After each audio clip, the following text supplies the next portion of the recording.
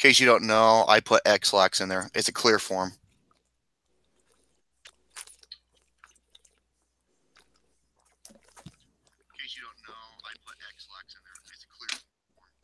I hear the feedback of the show.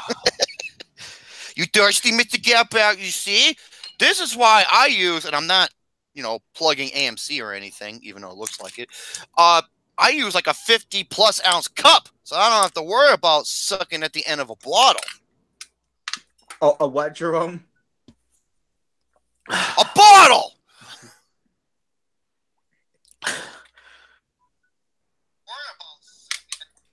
What the hell? It's from my phone. Yeah.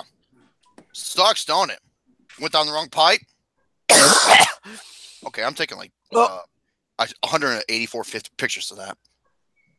Well, greetings, one all. Welcome back to a network exclusively here on the reviews page, and welcome back to the show that nobody gives a fuck about when it comes to talking about movies. I am the guy that everyone hates for 2 seconds, maybe even 3. And usually it's me who. And I wear the same shirt almost every fucking video. Why? Because I'm fucking poor. I have a couple black shirts and maybe some sweaters, but overall, all I wear is just one fucking shirt in every video. Why? Because that's just what I do for a living. There's a hobby called knitting. You might make a couple of new shirts that might, be an eye catcher. If that was beer, I'd be dead. Speaking of beer, where's your beer? Not drinking tonight. Why? Why? Don't have any. Well, that makes sense. And that's all right. Count Victor. Hey, Brady Boo, what are you doing? Victor, let me tell you right now, I wear a white shirt every day. When I go out in public, when I go to bed, when I wake up, blah, blah, blah. I wear a white shirt every day. Yep, Mr. Garrison always looks like a used handkerchief. Uh-huh. I've been down that road multiple times. Just right. So anyways, folks, welcome back to episode number 40. This is episode number 485. I don't know. Next, Mr. Get Back. I don't know what number episode this is, and you know what? I don't care. So this is Flicks with the Dicks, the show that you can call No One Gives a Fuck About Movies, blah, blah, blah, blah, blah. This is episode number 46 of Flicks with the Dicks, and yes, that did rhyme. Dicks 6, yeah, you get the point. So welcome back to the show, blah, blah, blah, whoopee-doo. And as for what's going to be going down, we do have a guest with us, but he'll be joining with us a little bit later due to the fact that he's got some things going on within his personal life. And I hope he can join us later. Yes, sir. Nice to see the fella. Hopefully for him to join on with us. He's definitely a brother from another mother. Oh my God, here we go with this shit, man. And I'm saying that because I love the guy. He is a brother. Oh, no. Mm-hmm. Speaking of that, I might have some watermelon as the show progresses, but shut the fuck up! I forgot my grape juice as well. So okay, that's it. I am done. Don't look at me. I say it. Fried chicken tomorrow for dinner. All right, so quit quoting the Blues Brothers.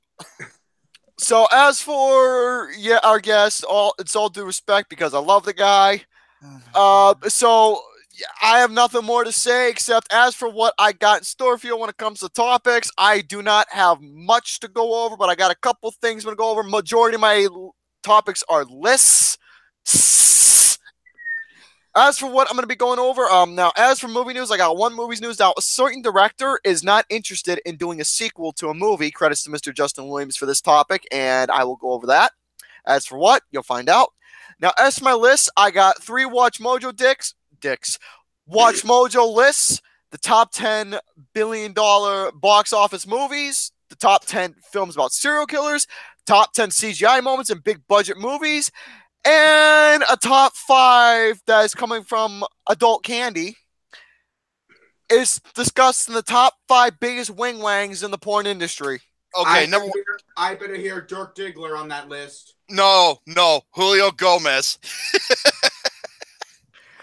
We're going to be discussing the top 5 biggest wing wangs in the porn industry, and yes, I will read the captions. Why? Because the captions are quite funny when I was looking at this list, and if you see any nudity in this, I will apologize because No, don't show it. You'll fucking get your channel flag, and you'll be taken down, man.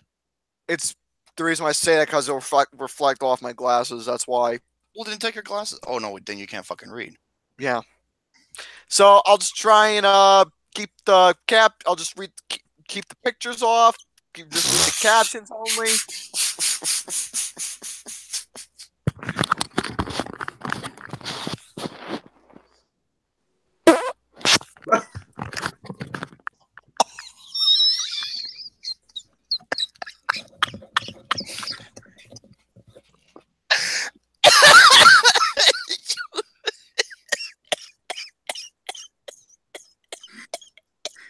Oh my god! It sounds like a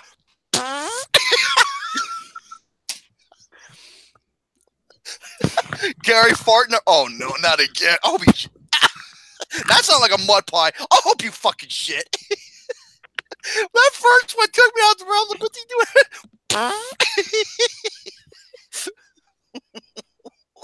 As you were, Gary. As you were, Gary. So I'm going to be going over the top 5 biggest dicks in the porn industry. Yeah, you need to dig up your butt from fucking farting.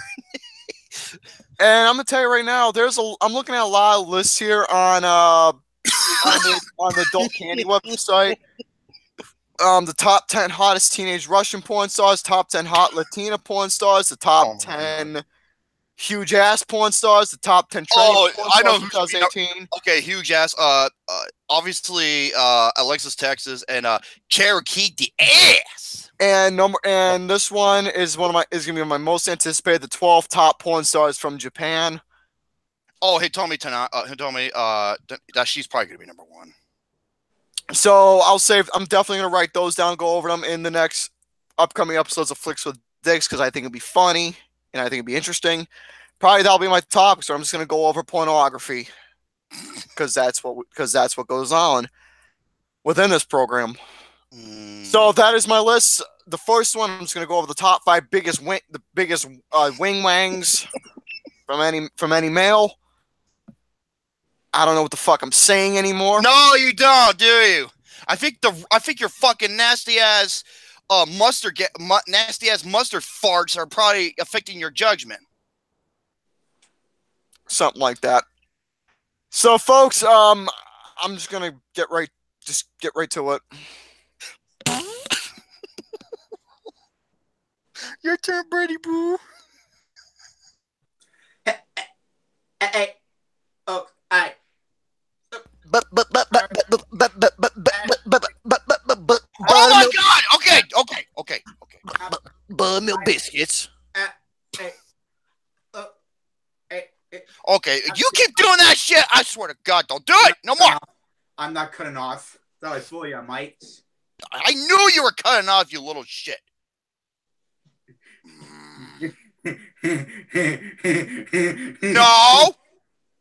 No.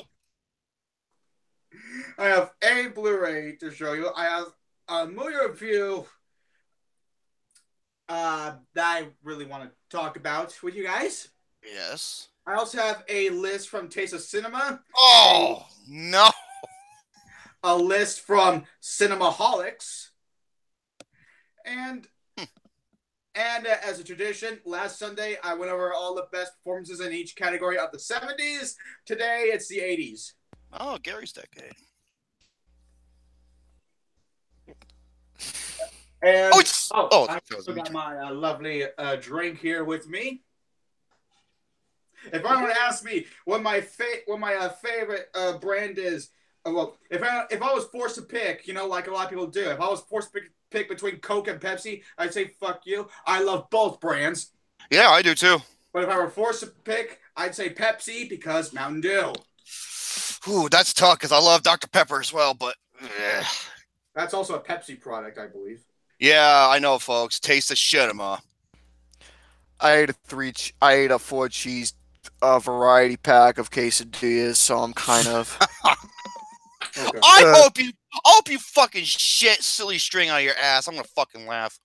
I had Taco Bell yesterday, but I was okay. Jesus Christ, what is it with you guys eating the fucking like gassiest shit? They're so good. Oh my god, I was full of the worst gas. No, the gas pump, it goes into your car. Oh, is it my turn? Yeah. Ladies and gentlemen, welcome. Oh, by the way, what's the difference between a hero and a hoagie sandwich? The names. Very good. Ladies and gentlemen, welcome to episode 46 of Flicks with a Dex, introducing the young, yes, that's Mr. Garrison, and Super Mario Fan 03, Brett, Battletoads, Lost Levels. I'm still going to harp on your ass. Will you piss off, Don Rickles? No! We had a bet. Either that or you drink the milkshake. Yeah, they do taste good. No! No means yes in my world. Here is what I have to offer for today's episode. I have lots of topics to go over. So, if I can find the goddamn thing. Here we go. That's better. Indeed. I have some How to Train Your Dragon 3 news. Oh my god, I love this. I cannot wait for this movie. That poster looks beautiful. That poster looks beautiful. Gary, Although I still haven't seen the Dragon films yet. you need to go see them right now. See them right now. That was a dud. I'm very 50-50 when it comes to DreamWorks. I am too, but this is DreamWorks' best shit, aside from Kung Fu Panda. Now I have the number. I'm going to weekend box office. We have a movie game, The Googler, if I get to it. Here's something I want to do, the newest installment, the shit list. When we all get together, along with people in the chat, and we're going to all objectively create the top 5 worst of the worst. And what is that, you'll say? We'll get to that. Film discussion of the best films of the 1990s. About Harvey Weinstein, couple of Watch-Mojo lists, about Tom Six, the creator and director of the Human Centipede bullshit. I only saw the third one.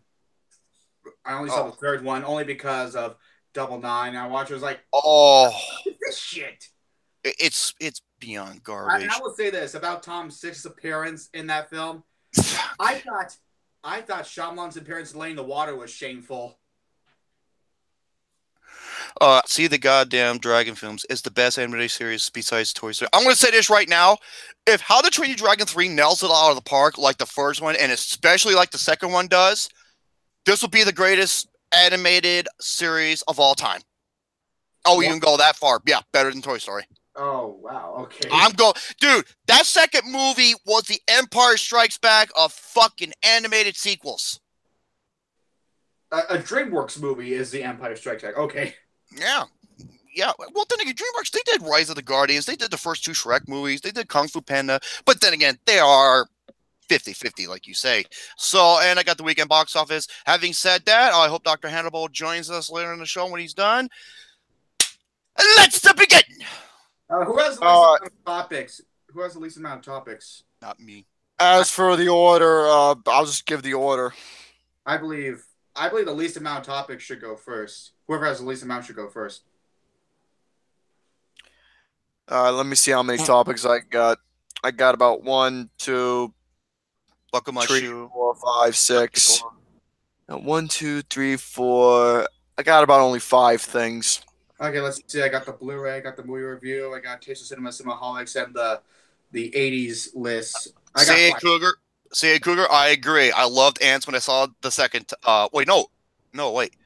What did come out first? Ants or A Bug's Life? Ants came out first. Yeah, I think Ants came out first, yeah. When I saw it the second time, it was called A Bug's Life. Ants is so fucking overrated. Dragon 2, it's not amazing. It's fucking phenomenal. It's one of the greatest movies I've ever seen in my life. We'll just do you, then me, then Brady. Oh, you want me to go first? Okay, then. I'll go second, and Brady will go last, unless Hannibal comes in. It'll change up a little bit. Who goes after? I don't know. We'll see once Hannibal comes in. I'll see if I can go through my topics. Even as a kid, I hated it as quickly as possible. Here we go. Let's go over to the weekend box office. The weekend box office. This is brought to you by what? Damn it! I hope you just shit out lava runny diarrhea. I swear. It's gonna be the greatest thing since sliced bread. Here we go. These are the weekend box office. The weekend box office is brought to you by thenumbers.com. Why thenumbers.com? Because fuck Box Office Mojo. Thenumbers.com gives you the most precise, accurate, and reliable numbers. Here we go. Now, let's go over at the top 5, shall we? Now, these are the daily. Oh, I hear feedback. Okay. What are you doing, Gary? Nothing. What are you looking at? Don't worry about what I'm doing. Just do your shit. What are you looking at? Don't worry about what I'm doing. No. What are you looking at? Don't worry about what I'm doing. You little shit sandwich. What are you looking at? Don't worry about it. All right, fine. Okay. Here is the...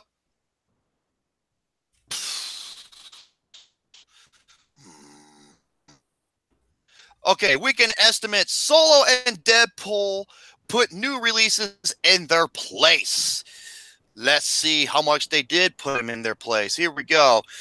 We predicted Solo: A Star Wars Story will earn about $30 million during its second weekend of release, and it's earned $29.3 million over the weekend.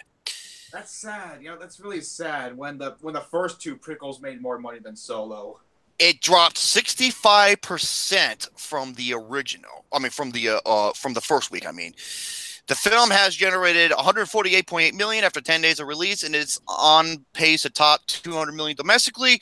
Internationally, it has $115.3 million, including a $30.3 million this past weekend. It doesn't open in Japan until the end of June, but once it does, it should reach $400 million worldwide. Has the film not needed extensive reshoots, this would have been enough to break even eventually. Ugh. So looks like Solo is off to a kind of a rough start. Deadpool 2 earned $23.3 million. I still got to see that movie. Made for a total of $254 million after 3 weeks of release. The film is already profitable and out of ashes. No! I love Celine Dion. Well, let her sing it then, god damn it, okay? The film is already profitable and will reach up to $300 million by the end of its domestic run. However, it isn't living up to the first film in terms of numbers. Adrift opened in third place with with $11.5 million over the weekend. I want to see that. Its reviews are good, but it only managed a B from Cinema Score, so audience were not as enthusiastic. Anything less than a B plus usually results in weak legs, and if it does drop significantly next weekend, then theater owners might not be too interested in keeping it around once since June monster hits are released, because June's got a lot of big or as Jim Ross says, slapanakas. I love Jim Ross. Oh, Jim Ross is the greatest wrestling announcer in history. That and Joey Star. Hey, Cold. Good God Almighty! Infinity War is still hanging on and kicking ass and taking names, and rightfully so, because it made an extra $10.37 million over the weekend for a total of $642.87 million after 6 weeks of its release. Boy, if Infinity War can make so much that quickly in one weekend, I'm really excited to see how the final Avengers movie will turn out next year. Who know? What about Michael? Michael Paul Greaser? Yeah, that motherfucker. Yeah, Paul Greaser. Tiffany, we're going over the weekend box office. Speaking of which, I hate to get off topic, but I'm surprised that Fatal 4-Way from Extreme Rules didn't make your list. Okay, well, it pissed me off because I fucking hate The Miz, The Jizz, and the way that match ended was like a big fuck you to everybody. But my 10 worst matches of all time was like the worst of the worst. Like, nothing is worse than these. So I had to dig down to that. You still there, Brett? I'm still here, Mike. Okay, because your camera kind of like is moving like one frame every 3 seconds. Now, the movie Upgrade was it only made 4.46 million in just 1,457 theaters, but it's been earning so much praise from critics with an 85% rating. I'm curious about that one. I heard it's like, so it must be this year's The Guest. Must be this year's The Guest in terms of low budget, neon action films. And I love The Guest. The Guest is awesome. And it's from the director. It's from Leigh Whannell, who wrote the Saw films. And also played as the guy trapped with Carrie Elways in Saw. Yeah, make sure he never acts again because his acting was awful. Sorry. And the movie Action Point bombed, earning just 2.31 million in a little over 2,000 theaters. That's a big shocker to me because when it comes to, these sort of comedies and Johnny Knoxville, I expect to be a critical success, but no. No, I think people are like, dude, just let it go. You had your time, which those movies are fucking hilarious, by the way, especially 2 and 3. Oh my God. What about Bad Grandpa? That movie is funny. It's funny, but it's done right because it's actually smart and clever for what it's doing. So there you have the weekend box office. Now, going to my next topic, let's talk about my most anticipated film of next year. How to Train Your Dragon 3, ladies and gentlemen. How to Train Your Dragon 3. I don't know if this is going to be the final film, but, everybody, the whole team who did the first 2 movies, Dean DeBlois, he's going to be writing and directing, and everyone's returning, are coming back for the 3rd movie. We're actually supposed to come out in 2018, but it got pushed back, and I don't mind as long as they give more time. And The Hidden World, it's going to fly into theaters March of 2019, and they released a new poster for the movie. And this poster is actually quite interesting because let me just go over what you see here. Obviously, you have Hiccup, who's now the chief, and then you got Toothless. And Toothless, I forgot what type of dragon he was. He's like one of the rarest dragons of his kind. However, there's a female white version. Oh, the Night Fury. That's what they're called.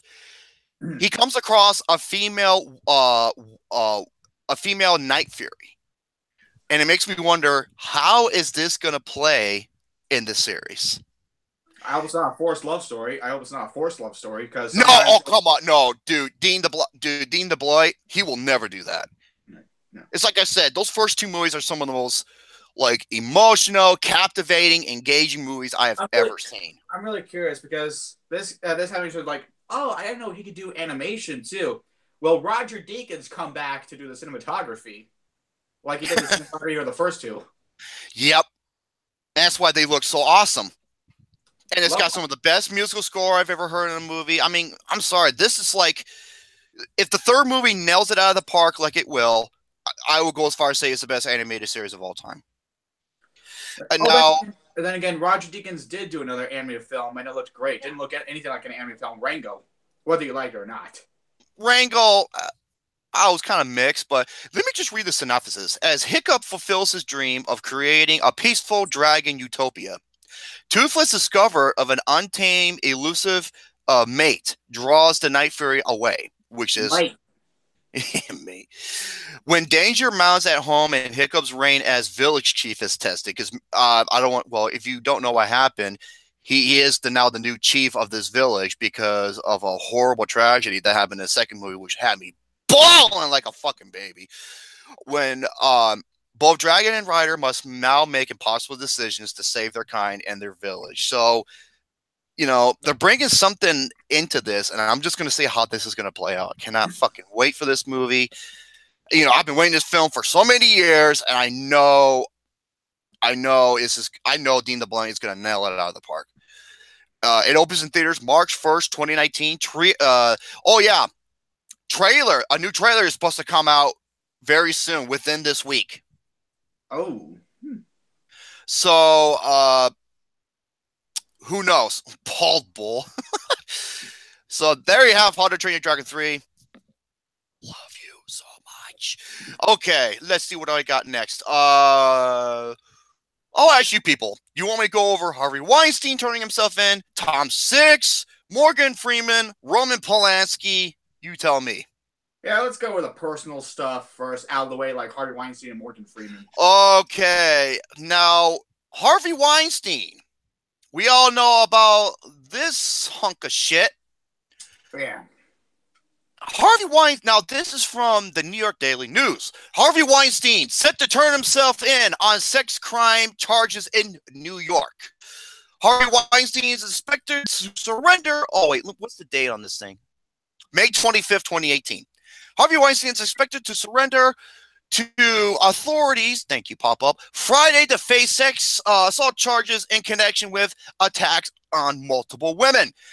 The fallen Hollywood honcho is expected to be charged with preying on Lucia Evans, who told investigators that Weinstein forced her to perform oral sex on him in 2004, and at least one other accuser, sources said. His attorney, Benjamin Brafman, declined to comment Thursday. Gee, I wonder why. Cocksucker. And I no pun intended to this. I mean, Harvey Weinstein is one. Evans told the New Yorker that she's an incoming college senior trying to break into the film business, where she met Weinstein at a nightclub. Oh, Jesus. Yeah, the movie mogul invited her to the Miramax office soon. She arrived for a daytime meeting. Evans says Weinstein pulled her head down to his crotch. I said over and over, I don't want to do this. Stop. Don't, she told the magazine. I tried to get away, but maybe I didn't try hard enough. I didn't want to kick him or fight him. Evans said the hulking Weinstein ultimately overpowered her. I just sort of gave up, she said. The Manhattan District Attorney, Attorney's office is expected to bring charges against Weinstein after a months-long probe with the NYPD, sources says. Because of the nature of the allegations, the statute of limitations does not apply. Weinstein is expected to surrender to a police precinct for fingerprinting before he arraigned to Manhattan Criminal Court. Prosecutors are expected to ask for a $1 million bail and an economic ankle monitor, sources said. Fuck you, Weinstein. I've been talking shit about this guy for so many years. It's even on camera when I lose my shit. Like, it was like 4+ years ago. I remember that, when you did the Oscar snubs with Alex, when you discussing Saving Private Ryan losing the Saving Private Ryan, Inception, The Dark Knight. The Dark Knight, because of the reader. Weinstein, dude. Well, fucking Weinstein. He did make Gangs of New York. He did help produce Gangs of New York. That's a great one he produced. Yeah, but he's a fucking DOF, nut gobbler. How do you think they got like the reader over the Dark Knight? Fucking pathetic. I just want to say this. You know what shocked me like a few months ago? Just rewatching this movie after, I haven't seen this movie in a long time as a kid. I was like, this is a really dated film. And then I realized that Harvey Weinstein's name was attached to it. He was the executive producer of Air Bud. Oh my God. I was like, holy whoa. Yeah, Air Bud. That's one thing that his fat ass isn't going to go up is in the air with his fucking lard ass piece of shit. So yeah, there's what? Okay. Let's talk about something that's kind of on Harvey pervert. Let's talk about something that's really unfortunate that I would have never expected. One of the greatest actors to ever live and still working to this day, Morgan Freeman, is accused of sexual harassment and inappropriate behavior. I believe he apologized for that too, so I guess he was responsible for that. So I know, because the funny thing is, he actually did play a pimp in the movie Street Smart, which is one of his best roles ever, and even he said it was awesome. He said he had fun with the role. But here we go. This is according to USA Today. 8 people are accusing Morgan Freeman of sexual harassment, unwanted touching, and other inappropriate behavior, according to the. What the fuck? Did it happen? Hold the thought. Hold the thought. Hold on. Okay, I'll put it in the table of contents. Hey Gary, did you? I'll wait till he comes back and then. Okay. Published Thursday, the reporter details the 80-year-old actor alleged pattern of unwanted advances on women while he was on movie sets at media junkets on working with his production company, Revelation Entertainment. Morgan Freeman denies the accusations in a statement to USA Today. Anybody who knows me or has worked with me knows that I am not someone who would intentionally offend or knowingly make anyone feel uneasy. It reads, I apologize to anyone who felt uncomfortable or disrespected. That was never my intent. You know, it's like I want to believe him, but then again, Kevin Spacey. So you don't know what the fuck to expect. I didn't expect Morgan Freeman. I don't either. I believe he has been arrested before a long time ago for something. I think he had an accident. I think he was arrested for DUI a long time ago. Oh, okay. But hold on, let me see here. One woman who worked on the set of Freeman's movie Going in Style, released in 2017, says the actor subjected her to sexual charged comments and unwanted touches on a near daily basis, like trying to lift up my skirt and asking if I was wearing underwear. Okay. Well then. In that incident, after Morgan Freeman tried to lift up her skirt, Freeman's co-star Alan Arkin made a comment telling him to stop. She said Morgan got freaked out and didn't know what to say. Wow. Tom Hanks even has allegations too. Jesus Christ. No, okay. I think I don't know about Tom Hanks. I don't know about Tom, because the thing with Tom Hanks, and even in his personal life, he's like one of the generous yet funniest human beings you will ever come across. They said he's so funny he could have been a stand-up comedian. Well, he has been. Hold on. What is it? Yeah. Oh no. He was crawling on the ground. I know what he's doing. What happened? Okay, I'll tell you what. He did fucking shit himself, because what happened? He must have shit himself and he had to wash his fucking drawers from farting so much. And when he came out, he has no underwear, so he's on the ground crawling so you don't see his behind. And the camera's. I'm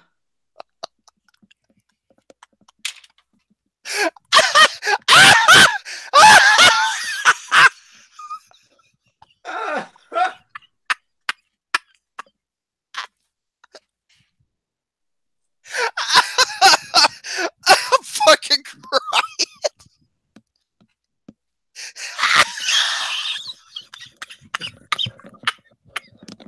Oh my god.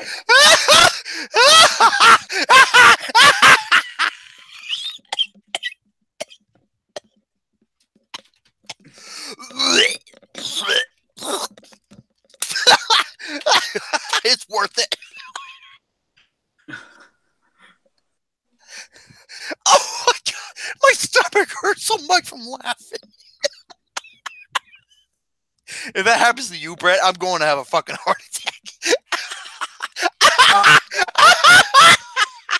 No, believe me, Drum, I take much better control of my bowels than Gary.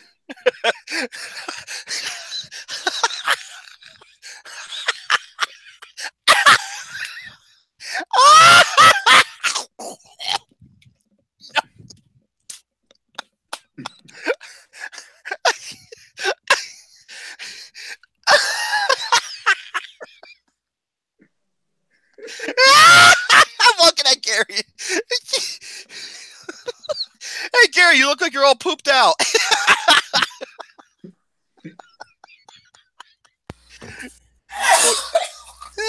It stinks? Yeah, I bet it does stink.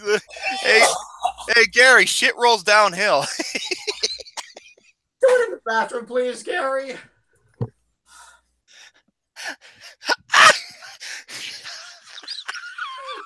Damn.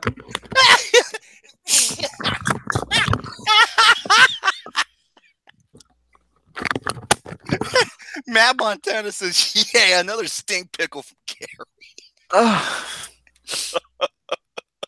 Oh, I'm putting that shit in the table of contents. Hey, Gary, you got enough OxyClean? Billy Mays here. Hi, Billy Mays here with OxyClean. It'll get you the fucking shit stains out in no time. Here's how to order. Hi, Billy Mays here with the Mighty Putty. Yeah, put some Mighty Putty between your butt crack.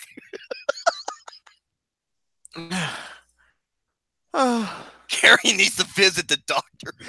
He needs a colonoscopy. Him getting that fucking long tube stuck up in his butt. I'm taking a picture of that. I'm trying not to laugh because when I talk, it features on me, but I want into the picture and so I can get the full screenshot.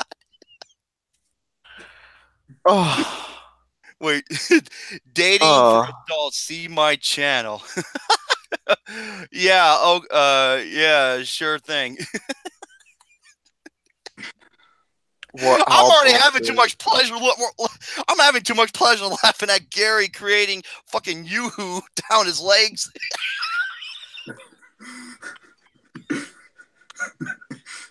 Oh my god! And I thought Vicky Guerrero and Santina Morella had a hog peg match. That was awful. He created one between his crack. You know what? I remember watching a UFC fight where some guy literally got the shit beaten out of him on the stadium.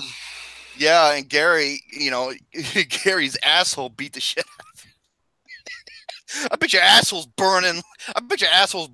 Like the Ring of Fire of Johnny Cash's song.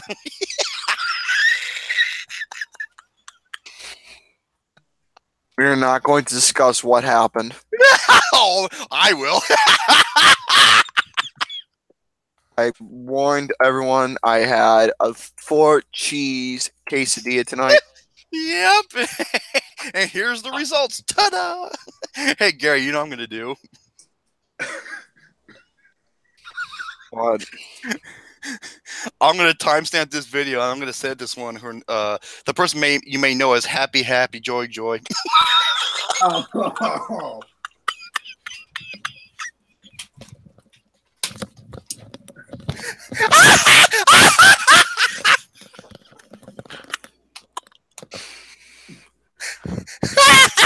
Explosive diarrhea. Oh, you have no idea what Hannibal's missing out on. No, better fucking not. I swear to Christ. He is not going to see this fucking Oh, shit! I fell out of my chair. Hold on. I'm surprised the headset's down. It's around my neck when I... Oh, shit. Oh, that hurt. It's worth it.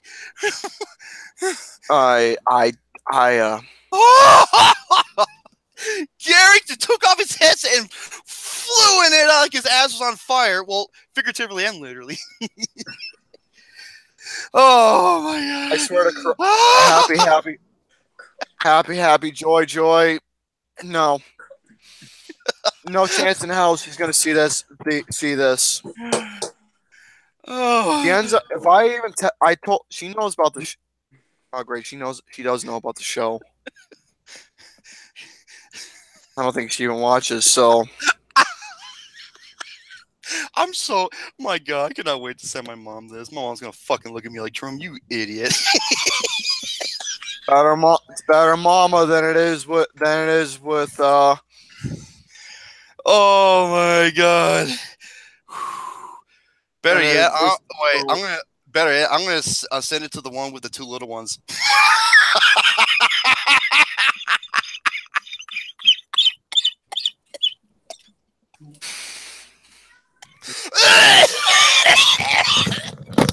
I swear to Jesus H. Christ. can't because she does not have social media, so jokes on you for that. But the other one, on the other hand, she knows about the show, and if she finds out about what I fucking did right here, right now, it is not going to end well. Not only for me, but Gary, I'm just fucking with you. I would never do that. still, Gary, relax. I would never do that. she'll probably never want to. Actually, Yeah, bear, relax. I wouldn't. I just did that to see your reaction because I did. I sped up in my trash can. Oh fuck. My chest is on fire right now.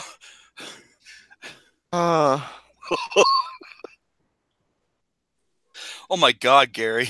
You shat so much fucking colloidal mudslide you can play slip and slide on your butt. Folks, I deeply apologize for the I shit don't. that This is happened. great. I thank you. Don't apologize. Oh my god, this is a highlight of the night. And you know what, Gary? This is a great way to go from one topic to another because let's do the shit list.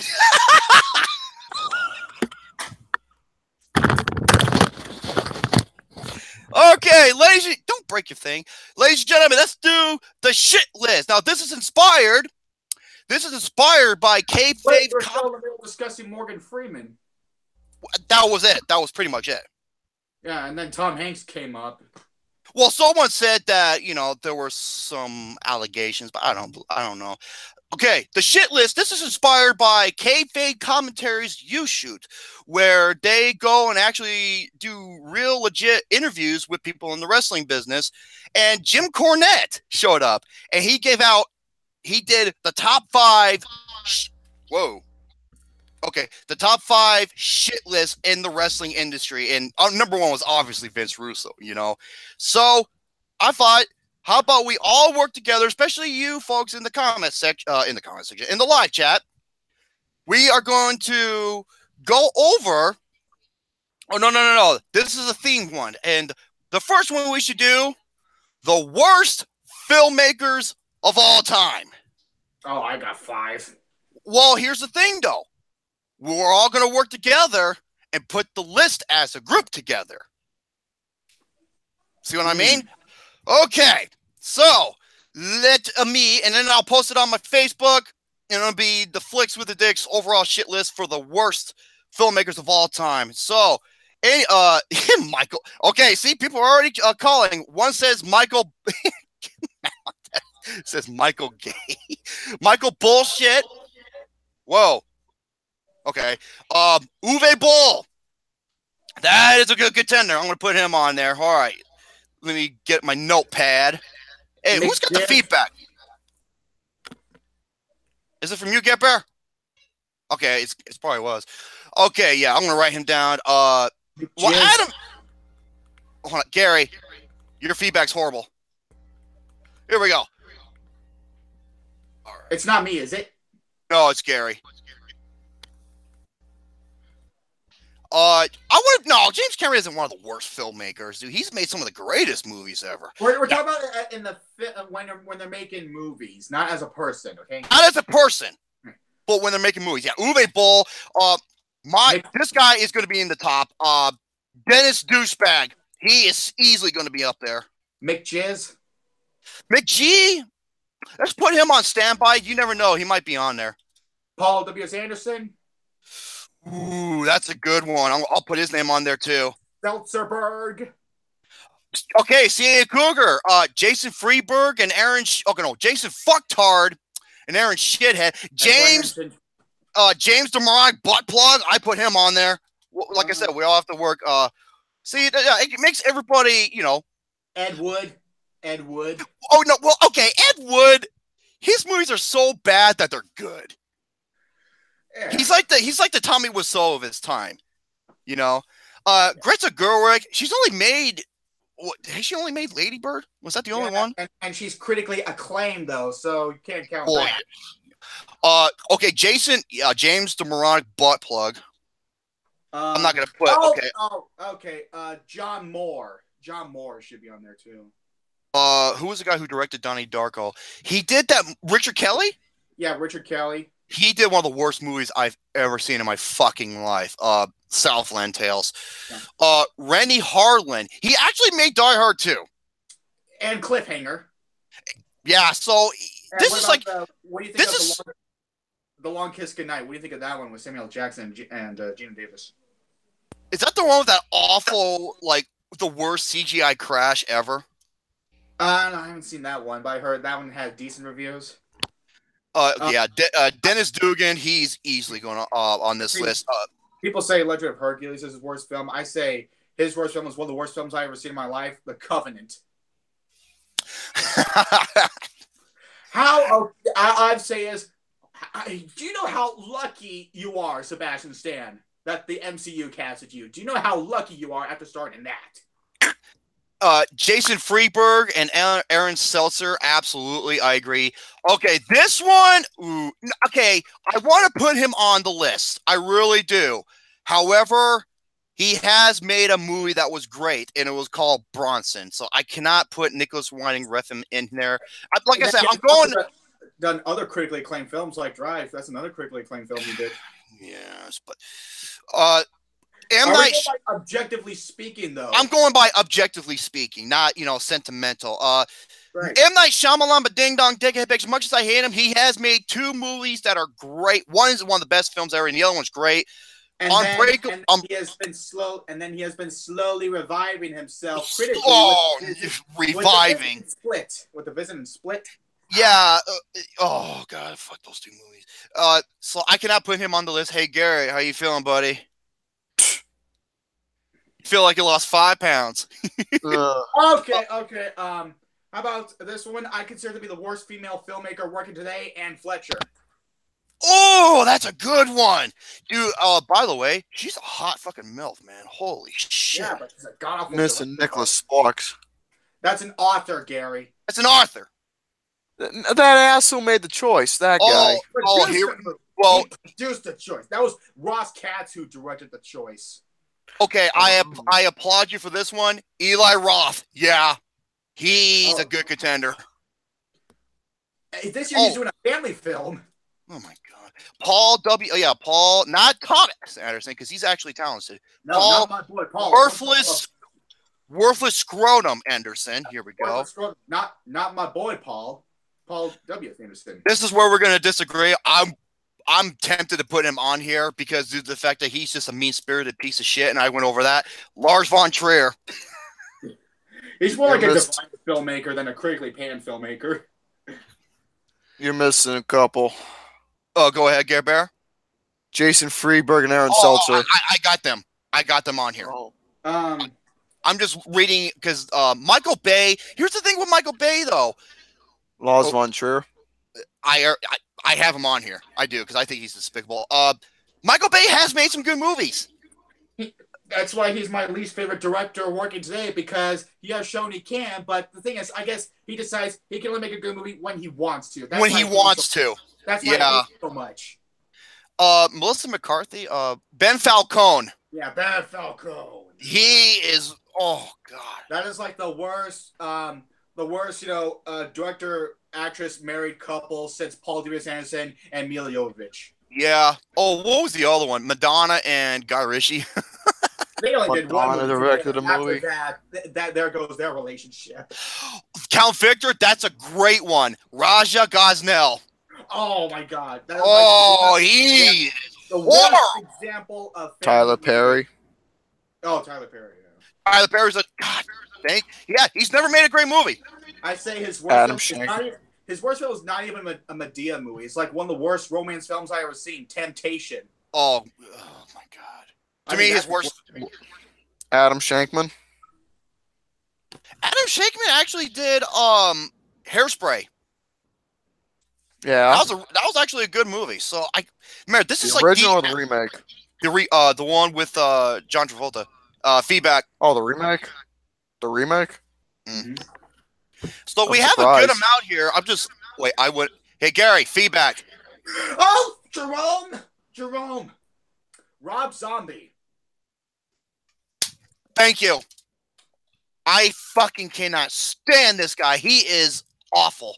By the way, Jerome, are you still on board? Doing a review of Halloween 2 with me this year? Because like I said, I'm planning on doing a marathon of all the Halloween films leading up to the new one this year. Oh God, kill me. Because I'm sure everyone would love to hear your Tom 6. movie. You seem to have a bit of interesting history to that movie. Well, yeah, because it's to me not only the worst horror film I've ever seen, but the worst remake I've ever seen.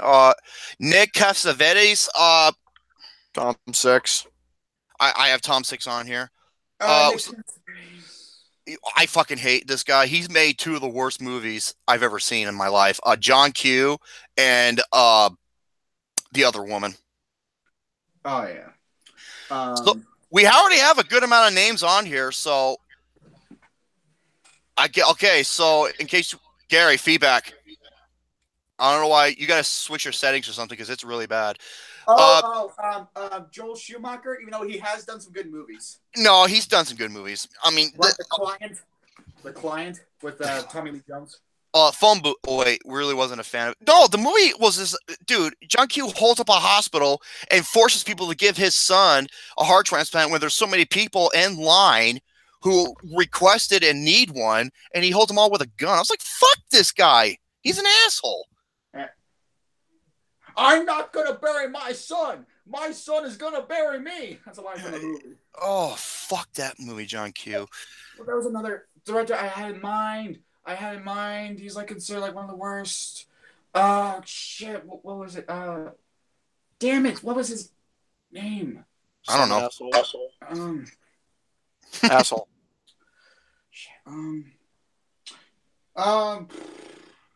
I think that's pretty okay. Here's what we have on the list. We got Dennis Dugan.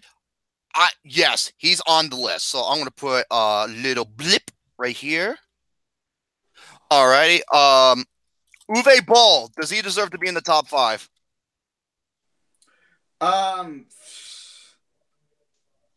Okay, I will say this. Like, if you go by objectively, Jason Freeberg and Alan Sessler, they deserve to be in the top 5. Jason Blum is more of a producer. Brian Robbins. Who's Brian Robbins?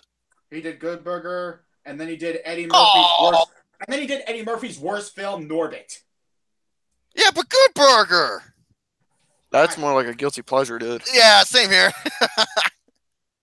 Not gonna stand Good Burger. I'm not gonna put Denis Villeneuve on here because he made Prisoners.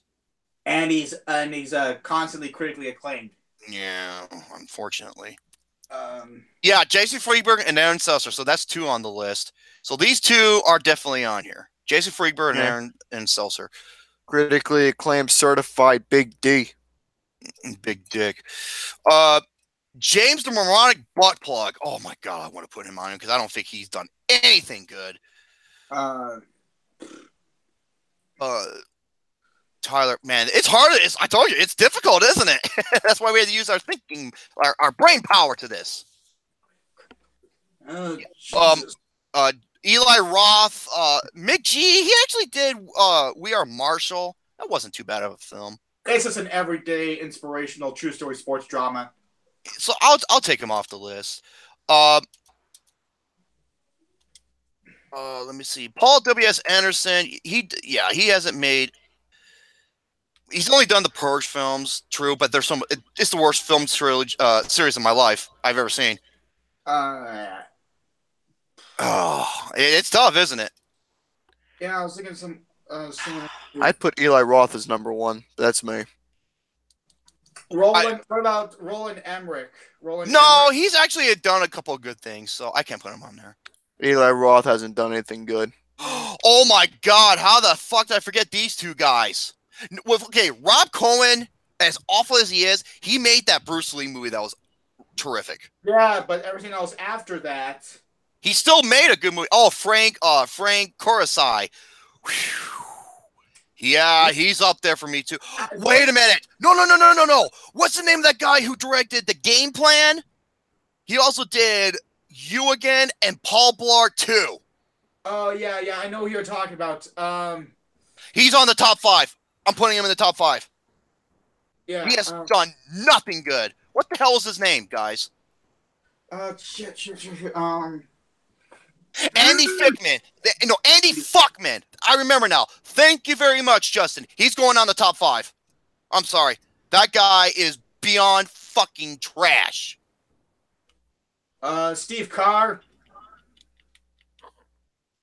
Steve Carr. He directed the first Paul Blart, and he also directed Parental Guidance with Billy Crystal. I don't remember those. The first Paul Blart. Oh, I know. It was like it was like Die Hard for retards. Okay, so we have 3. Hey, Gary, feedback. I'm sorry, dude. Your audio's really bad. Stephen Sommers. What about Stephen Sommers? Nah, I wouldn't put him. He's awful, but I wouldn't put him like on the absolute worst. People say Brett Ratner should be on. No, dude, he did Red Dragon. It's mostly due to his personality as opposed to being a filmmaker people are going against with him. Andy Fickman did Parental Guidance. Also, he also did Rush Hour 2 and Red Dragon. So and the Hercules movie wasn't that bad actually. So it's just his attitude. His attitude is fucking awful. And The Family Man with Nicolas Cage, that's actually not bad. Actually, you're right. Okay, Paul W.S. Anderson, Ben Falcone, Los Von Trier, Raja Gosnell, Tyler Perry, Rob Zombie, Tom Six. With James DeMoron, Buttplug, and Tom Six, they're only known for like one series. As much as I want to put them on there, I don't know if I can because they're just known for just one series, even though it's arguably the worst series ever. But I could see Uwe Boll being on here. And I think I'm going to because this guy has made so many movies and they're all beyond fucking atrocious. So Is Anne Fletcher on the list? Is Anne Fletcher on the list? Anne Fletcher is a close runner-up, but so we have Eli Roth, Anne Fletcher, Worthless Scrotum, Ben Falcone, Lars von Trier, Raja Gosnell, Tyler Perry, and Rob Zombie. No, not Darren Aronofsky, because aside from Mother, he's made some terrific movies. Yeah, and I'm pretty sure that you would probably, because after what he said about, his experience towards Mother, he'll probably think to himself, maybe I should go back to, just make it. Yeah, go.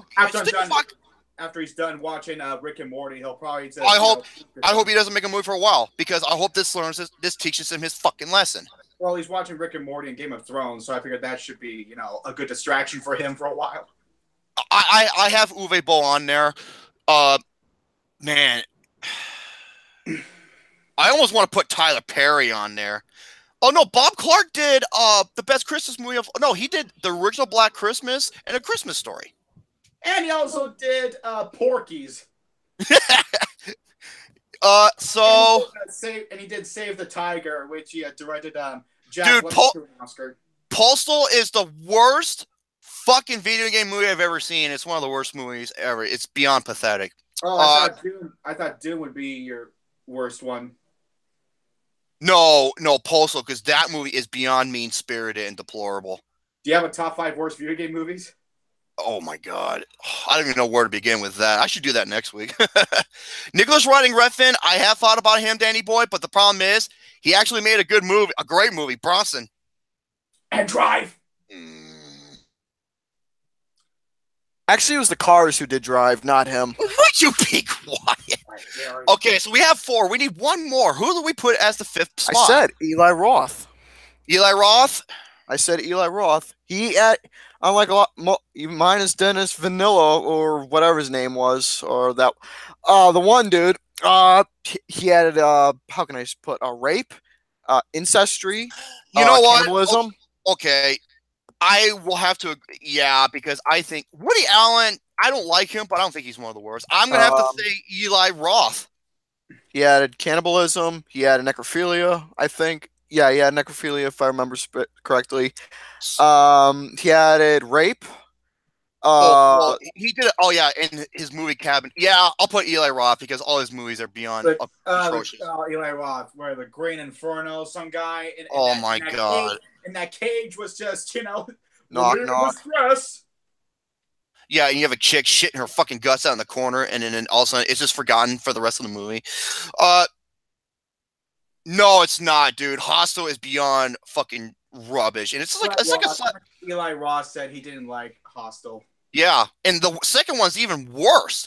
So there are your top 5: Dennis Dugan, Jason Freeman, Aaron Seltzer, Andy Fickman, Uwe Ball, and Eli Roth. Those are the worst of the fucking worst. And I've been going on. Well, we had the introductions. I want to play the Googler, but I was waiting until Dr. Hannibal shows up. I don't know if he will or not. That's the thing. Did you send him the link? Yeah, I don't know where he is though. Shit. I think, well, like I said, something with his grandma. I think it's a little something too personal. Like, I don't think he'll be. I don't know. Maybe he'll. I sent him the link for him to come on. Because I would love to play the Googler, but it's better to have with another, with a guest as well. So I guess I can hold off on that part. Let me look and see what else do I have. Alex Mark gave me a couple of Watch-Mojo lists. I don't know if you want to hear one of these. Actually, the 10 terrible movies of 2018 so far.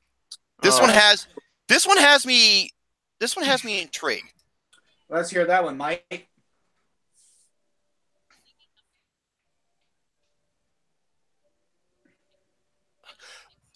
Okay, here we go. Here is their 10 so far, and from what I've been seeing, I've seen much worse. Okay, here we go. Number 10. Now, this is Watch-Mojo, top 10 terrible movies of 2018 so far. Number 10, Winchester. Austin and Garrett Bear can both tell me that it was awful. I only gave it a 1. Why? Because of the whole production design and how they managed to fit the time setting. But overall, as a whole fucking film, it was just a generic, mediocre, and it was a fucking disgrace to the original story. It really was. I fucking despised it. Understood. Number 9, Proud Mary. I never heard of this movie. It's what that film is just forgettable. It's with Taraji P. Henson, and it came out in what else? January. I saw it. It's just an easily forgettable film. Number 8, I Feel Pretty. I heard of the movie. I don't know what's about. Well, knowing Austin, he said it was okay. I've seen the trailer. From what I can tell, it looks like a Shallow Hal. Except Oh wait, is that with Amy Schumer? Yeah, Amy Schumer. Oh, fuck off. Okay, number 7. Okay, this is a Netflix film, but all right. The Cloverfield Paradox. You know, I'm gonna check that out soon, but I don't know what to say about it. I'm a big fan. I'm a big fan of the first 2 Cloverfield films, but I have a feeling what the outcome will be for that one, because it's always best to keep these Cloverfield projects hidden. Never reveal what Cloverfield movie you're doing next. I thought Proud Mary was going to be about CCR. Whoever said that comment, you got my respects. Patrick did. Patrick Butler. And you know what, Patrick, you got my respects, man. You really do.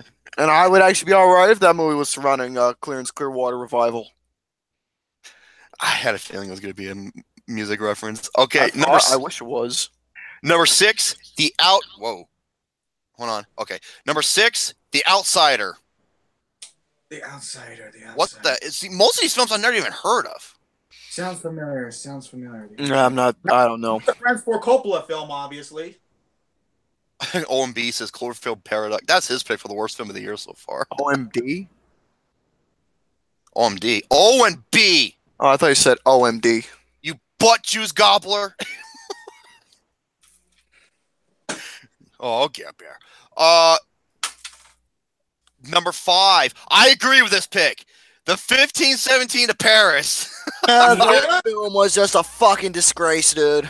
That movie is that was like the worst case of Richard Linklater gone wrong. That's pretty much what that movie was. Oh my god, dude. No, fucking hell, and I don't even like Richard Linklater. He makes his films, minus dumb other ones I'm not going to say, look like masterpieces. He makes this film look like Jason Reitman films.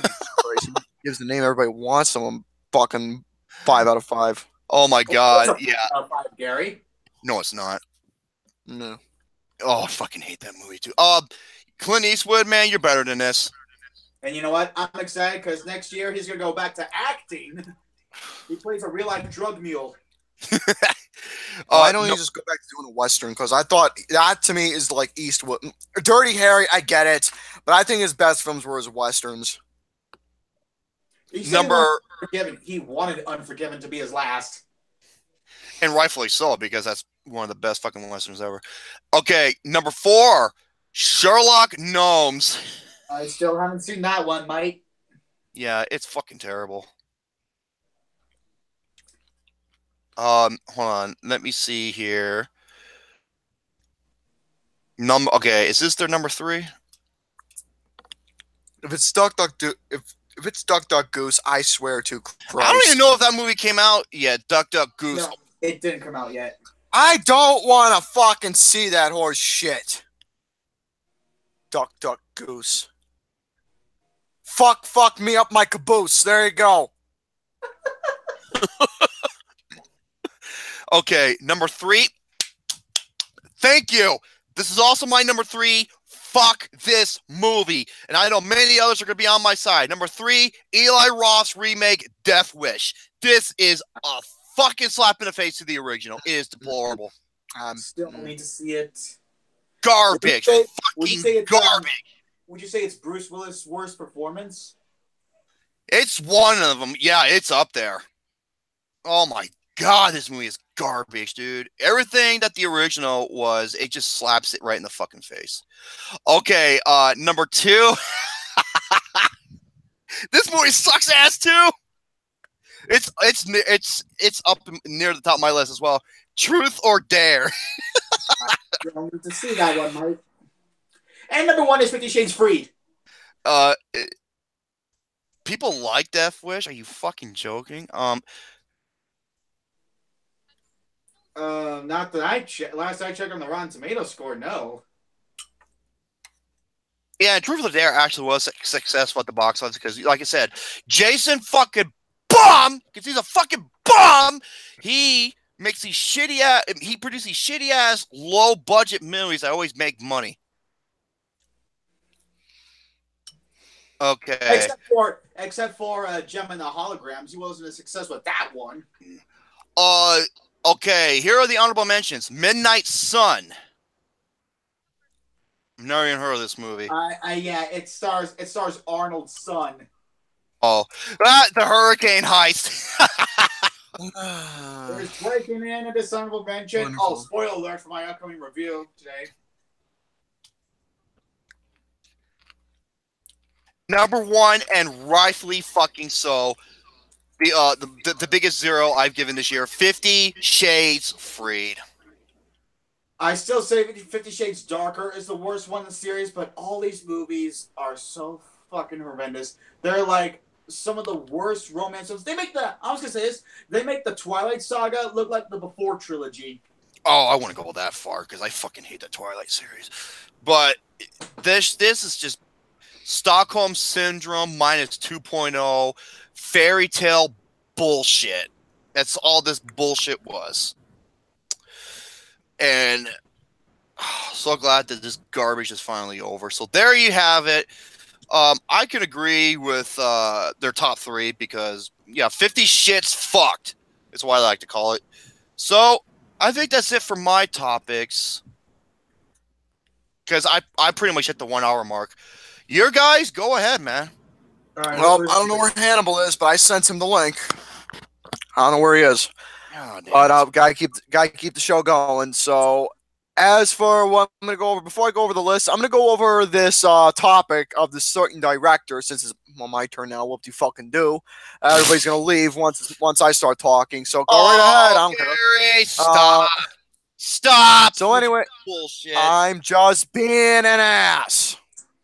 Yeah. All right. So anyways, next up we got here is this particular director here is not interested in doing a sequel for this particular movie. And you know what? I cannot blame this guy whatsoever due to the fact of how badly boring this particular movie was. Because this film was, to me, one of the most confusing, one of the most boring, and definitely one of those films of this year that made hardly to no little sense to me at all. And everyone was just completely lazy with how they came off, and none of them didn't even look like they even wanted to be there. And especially for the fact that I like Natalie Portman, who is one of my favorite favorite actresses working today. She didn't even want to be in this fucking movie from how she came off with her lazy performance. Oh my god, And everyone. here's the thing, though. Natalie Portman, I'm not going to give my hate to her. Why? Because I'm a fan of her, and I can tell from her body language and how she came off, she did not want to be there. Everybody acted like they just did not give two fucking shits. So as for what that movie is, the name Alex Garland. Oh, We all know the name Alex Garland. He is not interested in doing a sequel to Annihilation. Well, good. Or as I like to call it, anal domination. Thank you. It's my number 2 worst film. It's right behind 50 Shades. I despise this fucking movie. It was so boring, so pretentious, so hokey. Every actress act like they didn't care, and it contains arguably the worst character of the year, who is completely stupid, naive, and just goddamn just. Yeah, fuck this show. And I don't think he's ever going to make a sequel because it bombed. It bombed terribly. So basically, here's what's I don't think that was his intention. I'm pretty sure like he loved, how Annihilation turned out. It's like people wanted to say, why would I do a sequel to that? This is some Scream sequel. So basically, as for what it says here, I still haven't seen Annihilation. Yet. I already know you're gonna love it, Brady. So yeah, you said. I'm not surprised. I was gonna love It Comes at Night. That shocked me. And I already know you're gonna love Annihilation. And I was supposed to love You Are Never Really Here like everyone else. Yeah, I'm never really here in the head, so it's all right. So as for what Jesus Christ, Gary. Gary, eat your fucking food! So here's what he said right here. Well, the thing is done. I am done with it. I instantly started moving on, so I don't even have an opinion on an Annihilation sequel. All the way through, I was clear with everyone from the studio to the cast. I told everyone that I didn't really see it as a part of a franchise. My goal was to make this movie and do the best job I can. I didn't even conceptualize it as the start of a trilogy. Sequels are just not something I'm interested in doing. It's like when you don't like steak, you don't make the decision not to eat steak. You just don't eat steaks. I just don't do sequels. I love steak. What the hell is he talking about? I like steak too. Well, thing is, I don't know what he's trying to. I don't know why he would compare it to the food or anything. But for this particular case, I'm actually glad that Alex Garland is not interested in doing a sequel. And I hope to God they don't have any plans in the future of doing a sequel for this movie, because if they do, I'm not going to anticipate. I'm not going to have no sympathy nor even give any regards or interest to the idea if they ever do a sequel. I didn't care for this movie at all. I don't ever want to see a sequel, because that film did not come off to me as a sequel type of film. So Alex Garland does not want to do doesn't have any interest in doing Annihilation at all. So there's that. Reboot, Tiffany says. A reboot though, no. Not for me. I don't want to see a reboot. I don't know who else wants to see a reboot. As much as I didn't care for Annihilation, but the film itself is standalone. So, there you go. All right, now, next topic I'm going to go over. What would you like to hear, Brady? Would you like to hear the top 10? Which, out of the 3 Watch-Mojos I got, I decided to replace one of the Watch-Mojo lists with a different one. Would you like to hear this one, which I'll announce if you choose that, or would you like to hear the films about serial killers, or the $1 billion box office movies? I'm just I just got my lunch, but yeah, you didn't do the big. What? No. You didn't do the big dick ones, did you? No. I want to be around for that one. Do the worst CGI in big. I decided to replace that one with something a little bit more interesting. Oh, okay. You can choose that, or the serial killers, or the $1 billion box office movies. $1 billion box office. Okay, $1 billion boxes. Yes. So watchmojo.com, the 3 of my list minus the dick ones. You got the top 10 list that WatchMojo does. Sometimes you'll agree with their list, sometimes you won't. It just depends what they're discussing. The music lists, I don't care for the music list because I think their music lists, majority of the time, are complete shit. But their movie lists, I think they're completely hit or miss. So it just depends, really. So as for the $1 billion, so WatchMojo's. So WatchMojo's got a top 10 list regarding to their top 10 $1 billion box office movies. Here we go. Number 10 is Harry Potter and the Deathly Hallows Part 2. Oh, okay. I think it's a very good film, but I don't think it's one of the all-time greatest. I'd say my favorite one is Prisoner of Azkaban. That's my favorite as well. I wish Prisoner of Alfonso Azkaban. Cuarón stuck around for the rest of the series. Prisoner of Azkaban was great. If you ask me what's the greatest box office like billionaire movie of all time, The Dark Knight. Number 9, The Avengers. I love that pick. Number 8, The Lord of the Rings, The Return of the King. Yes. I love that. Yes, absolutely. Number 7 is Skyfall. Yes. Loving this list so far. God, this is a great list so far. It's actually not bad of a list so far. Yeah. Number 6 is Number 6 is Toy Story 3. Man, this is a great list so far. I cannot disagree with any of these picks. Favorite animated film of all time. It's my favorite animated film of all time. You sure there's gonna be no disagreements? Well, like I said, so far. I said so far, Get Bear. Number 5, The Dark Knight. Yes. That should be higher. But I'm glad it's on the list nonetheless. Number 4, Titanic. My favorite movie of all time. Hell yes. I love that pick. Sorry. Number 3, this is now this is a split ends one. Number 3 is Gone with the Wind. Okay, this is the only one I disagree with. I don't recall that movie making billions. If No, it's dude. Later. Well, okay, because if you adjust it for inflation, it's the biggest box office film of all time. Yeah, because that film, whether you liked it or not, it revolutionized color cinema. Yeah, but I prefer Wizard of Oz. Number 2, Jurassic Park. Yes, but I don't know if I put it that high. I wouldn't put it that high either. All right, honorable mentions. You got The Sound of Music, Jaws, and Frozen. Josh have been on the top 10. Let me guess. Number 1 is Avatar. Nope. Hold on. Let me guess what. Hold on. Let me guess what number 1 is. Let me think.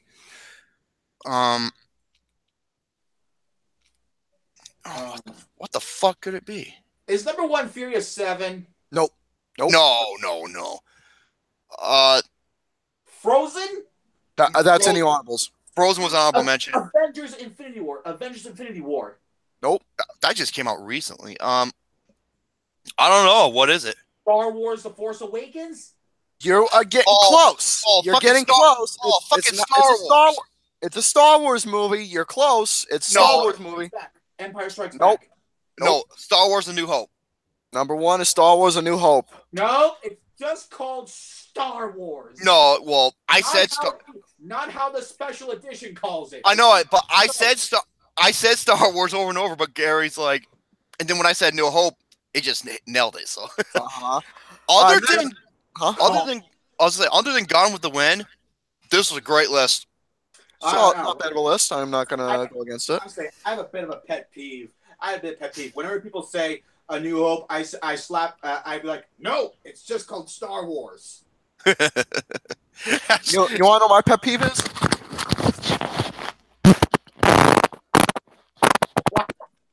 What the hell is that? Oh!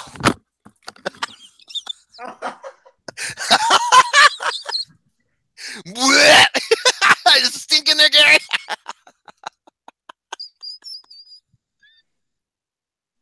What the fuck? It sounded like a broken zipper. Yeah, it smells good, don't it, Gary? You rotten ass fucker.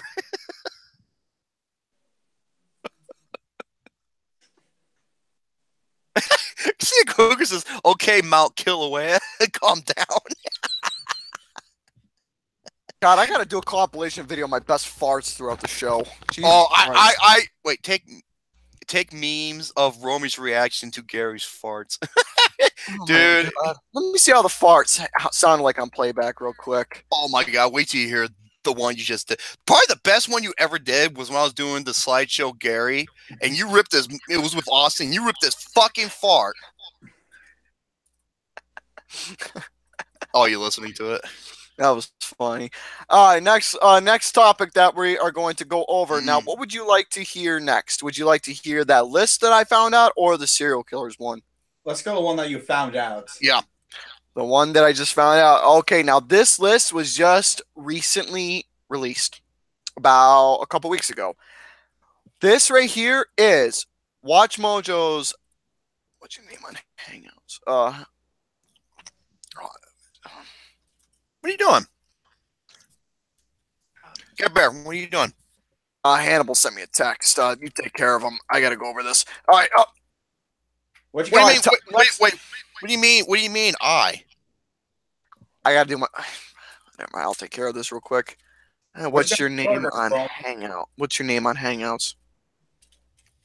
What you got in that burger, Jerome? It's cheese, double 2 slices of cheese, a big old slab, and I got ketchup and mayo. Just click on the You know how I like my burger? Cheese, mozzarella preferably, lettuce, mayo, mustard, ketchup, barbecue sauce. Don't put fucking my. French fries inside the burger too. French fries inside the burger. I actually heard people actually do this. And pickles.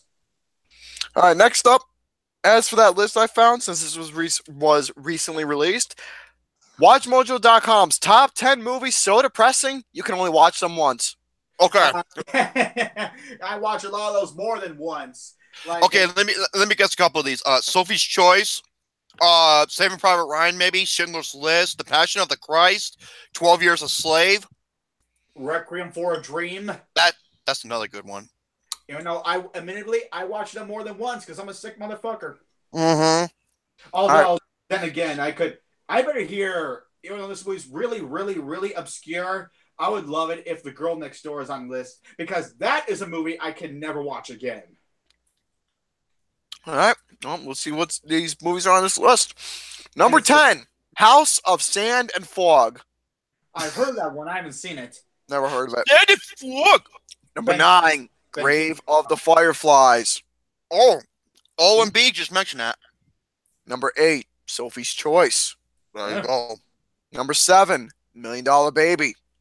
I've seen that more than it's hey, Gary feedback. It's sad, but I've seen it more once. That's one of the best films I've ever seen. Exactly. This one is definitely one of them. Number 6 is The Passion of the Christ. I agree. That should be higher. All right, next up, number 5 is a movie called Precious. Oh yeah. Oh yeah. Just like the first 15 minutes with Monique when she goes after Gabrielle Sidibe's character, I was like, oh boy, this is gonna be a wild ride. Oh man. Number 4, Hotel Rwanda. That is like the most R-rated PG-13 movie I've ever seen. Yeah, but it's so good. Number 3, The Boy in the Striped Pajamas. I haven't seen that one. I heard good things. I've seen it. It was actually a solid film. It really was. I've never even heard of this movie. Oh, it was a solid movie. It really was. It was based off the novel, Boy in the Striped Pajamas. Wow, you really do, Tiffany? Why do you hate it so much? I thought it was amazing. What movie? Precious. What? Okay. I used to be that way with Precious until I realized, you know what? That's Monique's character. I'm not supposed to like her to begin with. Well, that's the one thing, and her performance in that movie was just spellbinding. It was unlike anything I've seen from not only her but in general. You want to talk about comedic celebrities transitioning to drama? That is one of the best examples, along with Rob Williams, The Dead Poet Society, Jim Carrey, The Truman Show, and Adam Sandler, Punch Drunk Love. You'll get back. All right, but yeah, Boy in Striped Pajamas, really emotional film. Like I said, it was based off the novel. Title of it is called. Great. It was a really solid film. Really solid. Number 2, Schindler's List. Yes. I thought that was going to be number 1. Here's the honorables. You have Life is Beautiful. What? It's more like a light film. A light film being a little light on the serious tone, which actually made the film work that way, and which is good. But then again, Roberto Benigno over Edward Norton, no. No, hell no. Boys Don't Cry That's a great movie. and Blue Valentine. Oh my God! How did I forget that? Number one is 12 Years a Slave. I know it. Number one's 12 Years a Slave. Number one's gotta be 12 Years a Slave. Nope. What? Number one is Requiem for a Dream.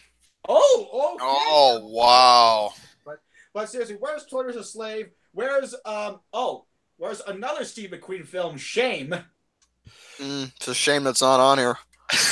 Would you fuck off? You know what? I wonder who has the biggest winner, Julio Gomez or Michael Fassbender? No, Julio Gomez. Come on, dude. All right, next list I got here is the top 10 films about serial killers from Watch-Mojo.com. Number 10 is a movie called Dahmer. What film? Dahmer. That is a movie surrounding the infamous serial killer Jeffrey Dahmer, about his relations with some of his victims that he committed. Oh my God! Who's in that movie? Who plays Jeffrey Dahmer? What's his name? I think he looks like Jeremy Renner a little bit. No, that's who it was. Jeremy Renner. Who played him? I had a feeling it was Jeremy Renner who played as Dahmer. He actually did. I actually watched. I've seen the movie. Jeremy Renner. He actually did a really solid job playing the film. Was that before or after he did The Hurt Locker? What year did it come out? What year did it came out? 2002 is when it came out. Oh, this is way before that. Way before that. That's why I never heard of it. Number 9 is a movie called The Boston Strangler. Never heard. I heard that movie. The Boston Strangler. It's about the man who strangled 13 women back in the 60s. Yep. Number 8, Helter Skelter, and I'm not talking about the Beatles song either. Motherfucker! I knew you were gonna say that, you son of a bitch. Because every time when people think Helter Skelter, they mostly think of the song that the Beatles did. But yeah. No, the title Helter Skelter was actually influenced from that song when Charles Manson did the crime. So the film is about Charles Manson, about how he did the crime and how he was sent to jail. Blah blah blah. That's what it was really surrounding. So Helter Skelter is that, but I think personally for this, since Helter Skelter was that film, obviously I think Once Upon a Time in Hollywood is going to be the better film when it comes to anything surrounding Manson, film-wise. All right, number 7 is To Catch a Killer. That's the film that surrounds John Wayne Gacy. Oh, that fucking asshole. Yeah, that's the movie surrounds around him. All right, number 6 is a movie known as The Deliberate Stranger. I never heard of these movies. Well, it's a list I saw on there, and as for The Deliberate Stranger, that is supposed to be going over Ted Bundy. Mark Harmon, who plays NCIS that you all know, he actually plays as Ted Bundy in that film. So the film's supposed to be surrounding the early Ted Bundy, who he is, blah blah blah. 1986 film. Number 5, 10 Rillington Place. Never heard of it. That movie right there is surrounding the criminal known as John Rigland something. John Ringling Christie. I had to look it up. I'm looking it up here. The film surrounding around him. Number 4 is a movie called Snowtown. Never heard of it. A lot of these movies are quite something. Number 3 is Henry, Portrait of a Serial Killer. Okay. I've heard of that. But I guess I never heard of it. Oh, I guess I'm too stupid because I have populist taste. Oh, those motherfuckers, dude. Next up is a movie called Monster. Now, that's something I've heard of. Yeah, that's a movie that's surrounding around the prostitute serial killer Eileen Warren, whatever her name is. Apparently, surprisingly, it was played by Charlize Theron, and no joke, she fucking killed the look. Even Roger Ebert said this, and I agree. It is one of the absolute greatest performances in movie history. It was, and it was directed by. It was. And Patty you know what Jenkins. that's what made the movie better is that she did this movie. Yep. And she used that skill to bring on towards Wonder Woman as a character study. That's what I thought, bitches. Mm-hmm. All right, next up, as for the next movie, movie called number one. There's no audibles. Is Zodiac. Yes. Okay. Yes. I love it. One of David Fincher's best films. It's a hit or miss film. Whether if you're gonna love it or you're gonna hate it, it really depends about that particular film. Drum's not here. He would flip his shit because he hates that movie. I really don't care. Now, as for the next list that we're gonna be going over, oh boy, we are going to be going over a particular topic, and I mentioned this in the last episode. Okay. Who was number one? Just say it really fast. Zodiac. Number one is Zodiac, Jerome.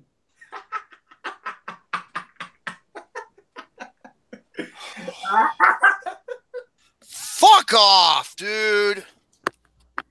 So that is number one.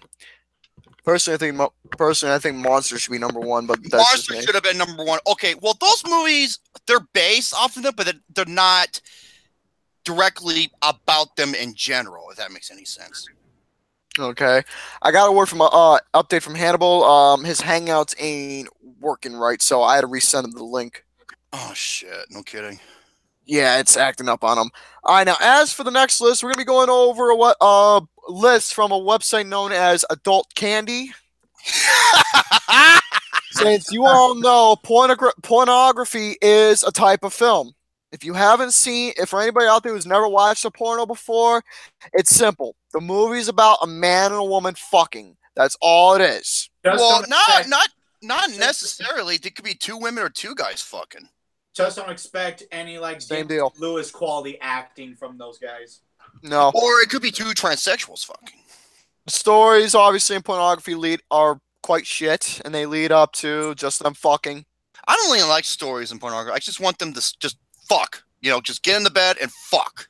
Hey, Jack. Hey, Burt Reynolds' character in Boogie Nights makes a good story in porn. I love Boogie Nights. That movie is awesome. But hey, you know what they say? It is true. Pornography is a type of film. It is. It is. Watch, for someone I know personally who doesn't like my videos, they're probably gonna call up and yell at me too for talking about pornography. Well, and I'm waiting for that call. I'm fucking waiting. You know what? I am too, and I'll just say this: I have two dry, big, warm, salty balls that need some tonguing. Okay, go ahead. Mm-hmm. You have to bring it up on the stream. Okay. Goddamn right. And their asses are going to be fucked raw. There's a reason why I say it, because there's someone I know personally who fucking hates my videos because So let me tell you right now. Go ahead, call up the house phone right now, complain about my videos, complain about the stream, me talking about pornography, swearing, and all that other bullcrap, same old shit I'm tired of hearing. And why don't you do me a favor? Don't watch my videos if you don't like them. By the way, if you have kids, keep them away from my stuff as well. If you don't want them watching it. Oh yeah, and by the way, I let Gary know if this I'm gonna say this word because that's what she is. If this cunt-faced bitch does this again, I'm gonna get a phone call too, and I'm gonna fuck her ass raw to where she's on Rubber Lake Street. I'm dead serious. She is one of the most pathetic human beings on the face of the fucking planet.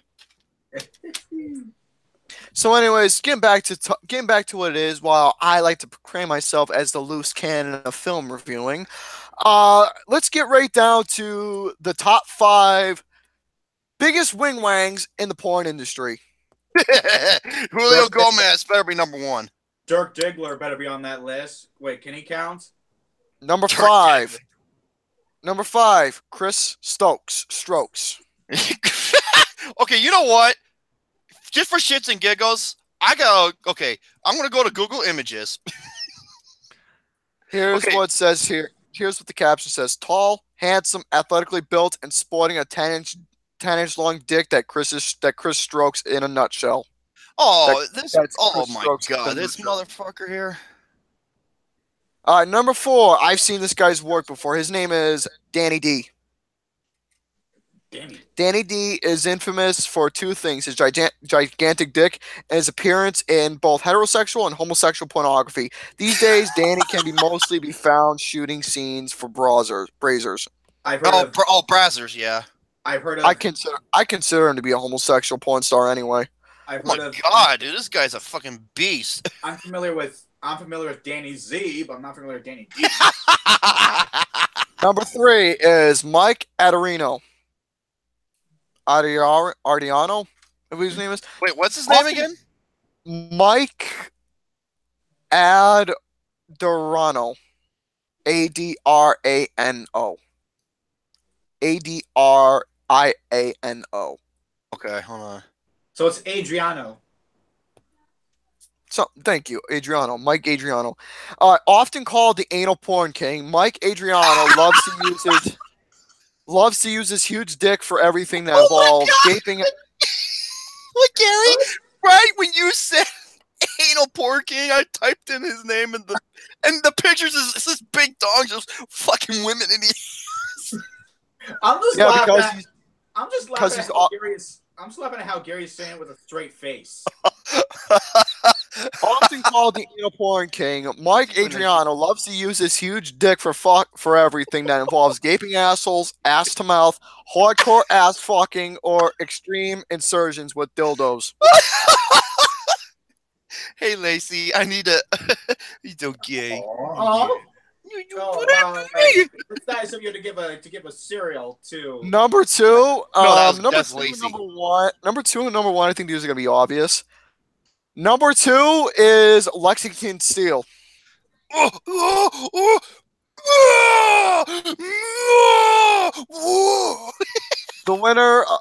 This winner of 3 AVN Male Performer of the Year awards was born in New Jersey at Clifton, Britt in 1969. He started as his professional career as a stockbroker. The decision to leave this ludicrous profession had a lot to do with working 12 to 14 hours, 6 days a week, and poor quality of life. And here's the thing. Yeah, he was actually a stockbroker at the World Trade Center. Mm-hmm. And this is what he said. If he would have kept working at the World, if he would have kept working as a stockbroker, it was a high chance he probably would have gotten killed that day. Mm-hmm. Is it Julio Gomez? No. Next up, number 1, Mandingo.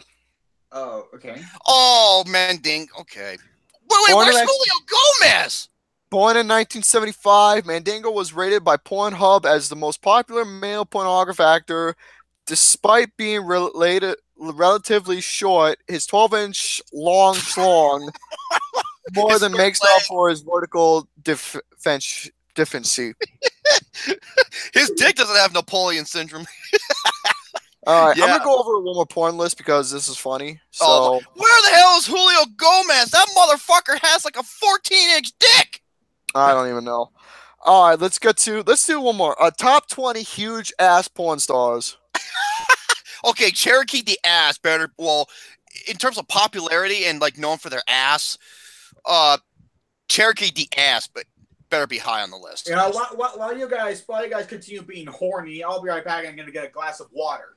Number 20, Vicky Chase. Okay, yep, I can agree.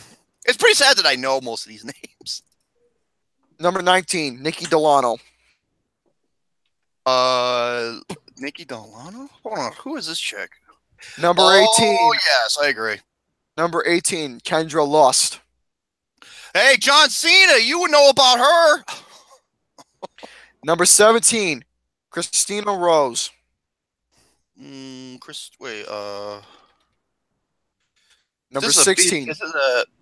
Oh, she's pretty. Number 16, Gianna Michaels. Gianna Michaels, she's like a gorgeous, and her whole body is all natural and everything, but the way she comes off I just don't like the way she comes off. Number 15, Vanessa Blake. Yep, I agree. Number 14, Francesca Jamies. Francesca Jamis, I believe it's pronounced. Oh, wait. Is she like a French bodybuilder? Something like that, yeah. Yeah, it's like I said, it's pretty sad I know all these. Number 13, Kelly Devine. She's beautiful. Number 12, Ava Rose. Another good looking one. Number 11, Jada Stevens. Yeah, it looks like I said, She got a nice She got a nice badunka dunk on her. Number 10, Rachel Starr. Pretty sad I know all these names. Number 9, Jinx Mays. Oh, yep, I know her. Number 8, Phoenix Marie.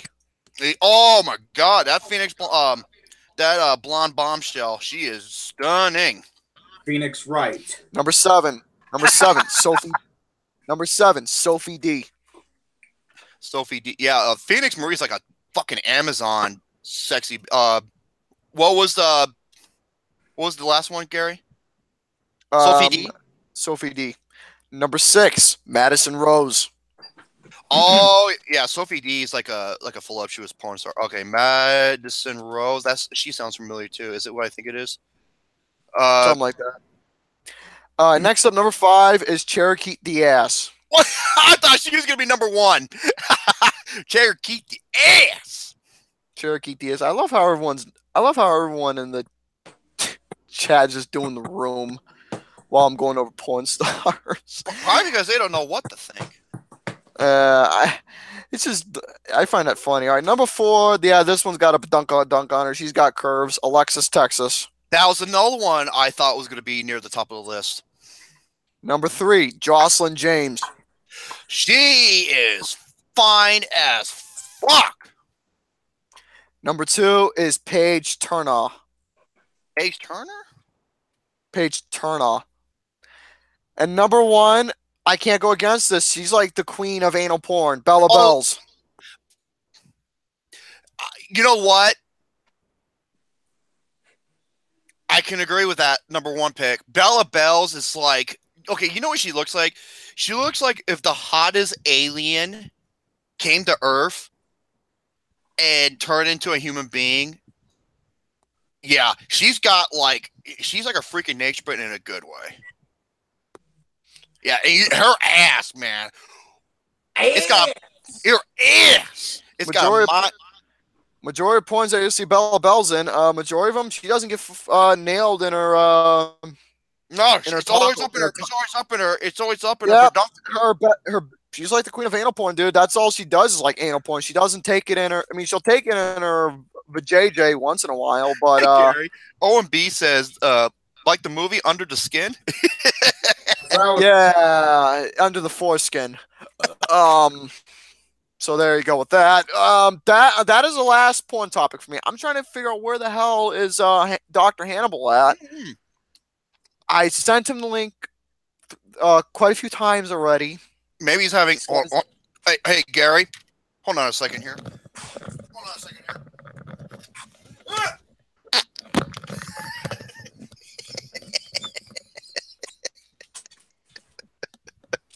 That's enough of my topics. I'm finished. I did all my shit. I'll go over more porn topics next episode. All right. You did all your shit all right. That's probably what I'm going to be going over next episode is just a lot of porn topics. Why? Because I love these porn topics are great. Gary? So I'm going to probably go over the porn top. What? I just have an idea. I know the type of show a live show we can do for the NG2C network. I'll tell you off camera. Or should I tell you now? Just say in private chat. Okay. All right. So as for that concludes my topics. I do have 4 more lists from Adult Candy that I will be going over next episode. Out of all of them, my most anticipated one is the 12 porn stars from Japan. Of course it is. I think there's a reason why. Yeah, I wonder why. Oh, Lord up in heaven. I wonder why that's my most anticipated list. Crazy Rich Asians. Yeah, my most anticipated film for August will be. Well, So that's going to conclude my topics. if we don't have Dr. Hannibal on here, Superfan K, I apologize. You know, he is trying to get on, but his Google Hangouts is sometimes it could be a real bitch. I should know because I had problems with it in the past, so I apologize for that. Brady Boo. Your turn, Brady. Mike's yours. Okay, so I guess while we wait for, you know what? He's probably I know why he's not on right now because according to Dr. Hannibal, he's having a friend for dinner. That's actually genius. I gotta put this back in the fridge. I'll be right back. Go ahead. He's having a friend for dinner. Yes, that was a friend for dinner. All right. I guess to get this out of the way first, I have a Blu-ray to show you all. That was clever. That was clever. I mean, Signs of Lambs. I have a poster right there, and I have it on Blu-ray too. What do you got? All right. I'll kick my weight there, Mike. I only have one Blu-ray here, and it is a Disney film, and I'm so glad they have it because I think this movie, while it's gotten decent reviews, I think it should have gotten a bit more praise. It's kind of an underappreciated film, and it's part of a franchise I grew up with.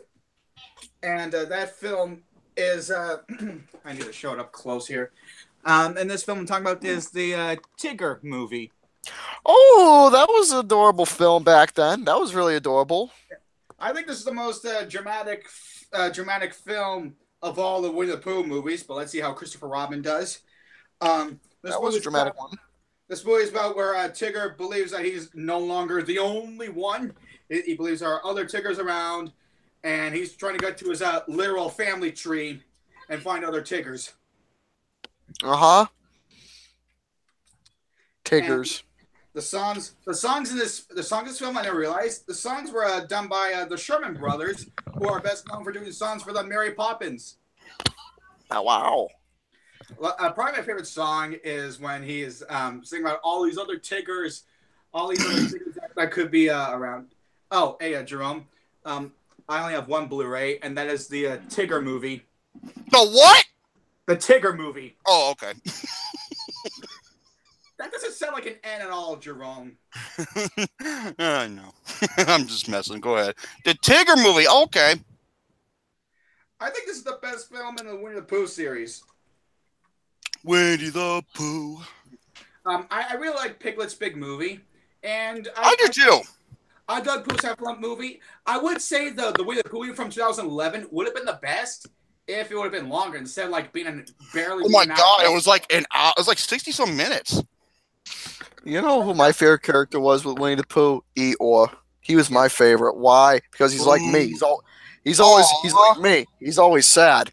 So there you go. You know who I would have casted as Eeyore for the Christopher Robin movie? Because it fits his personality and his voice. Nicolas Cage. Fucking Nicolas Cage, man, and as a fucking. His voice would have been perfect for Eeyore. You know what's funny? That every character on Winnie the Pooh, like Winnie the Pooh, they're on drugs. Okay, for example, Winnie, he's on weed because he's always hungry. And you got Tigger, who's on cocaine. He's always hyper and shit. And Rabbit has OCD. Mm-hmm. And Piglet has a fear. And then you got the owl, who's like the biggest fucking smartass, which makes sense because, you know, owls are, you know, like that. And then you, free adult dating, active live link in my. Jesus, man. We got some horny sons of bitches. Oh, wait, German, Buenos Dias. Okay, hasta luego. It's just spam stuff. I know, but like I said, they're just giving us. Wait, who's this adult? It's just spam. And then you got Eeyore, who's on Xanax, Prozac. And what about the one character that they don't use anymore? Gopher. I miss Gopher. Yeah, Gopher. I remember him. And Rabbit. What the? Oh yeah, he's got OCD. That's right. Wait, are we missing somebody? Christopher Robin. I don't know what the fuck he's on. He's on acid. What about Kanga and Rue?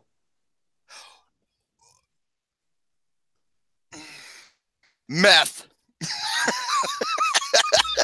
Yeah, for everybody in the chat, what is the Winnie the Pooh character that you relate to the most? For me, it's fucking Eeyore. For me, it probably has to be.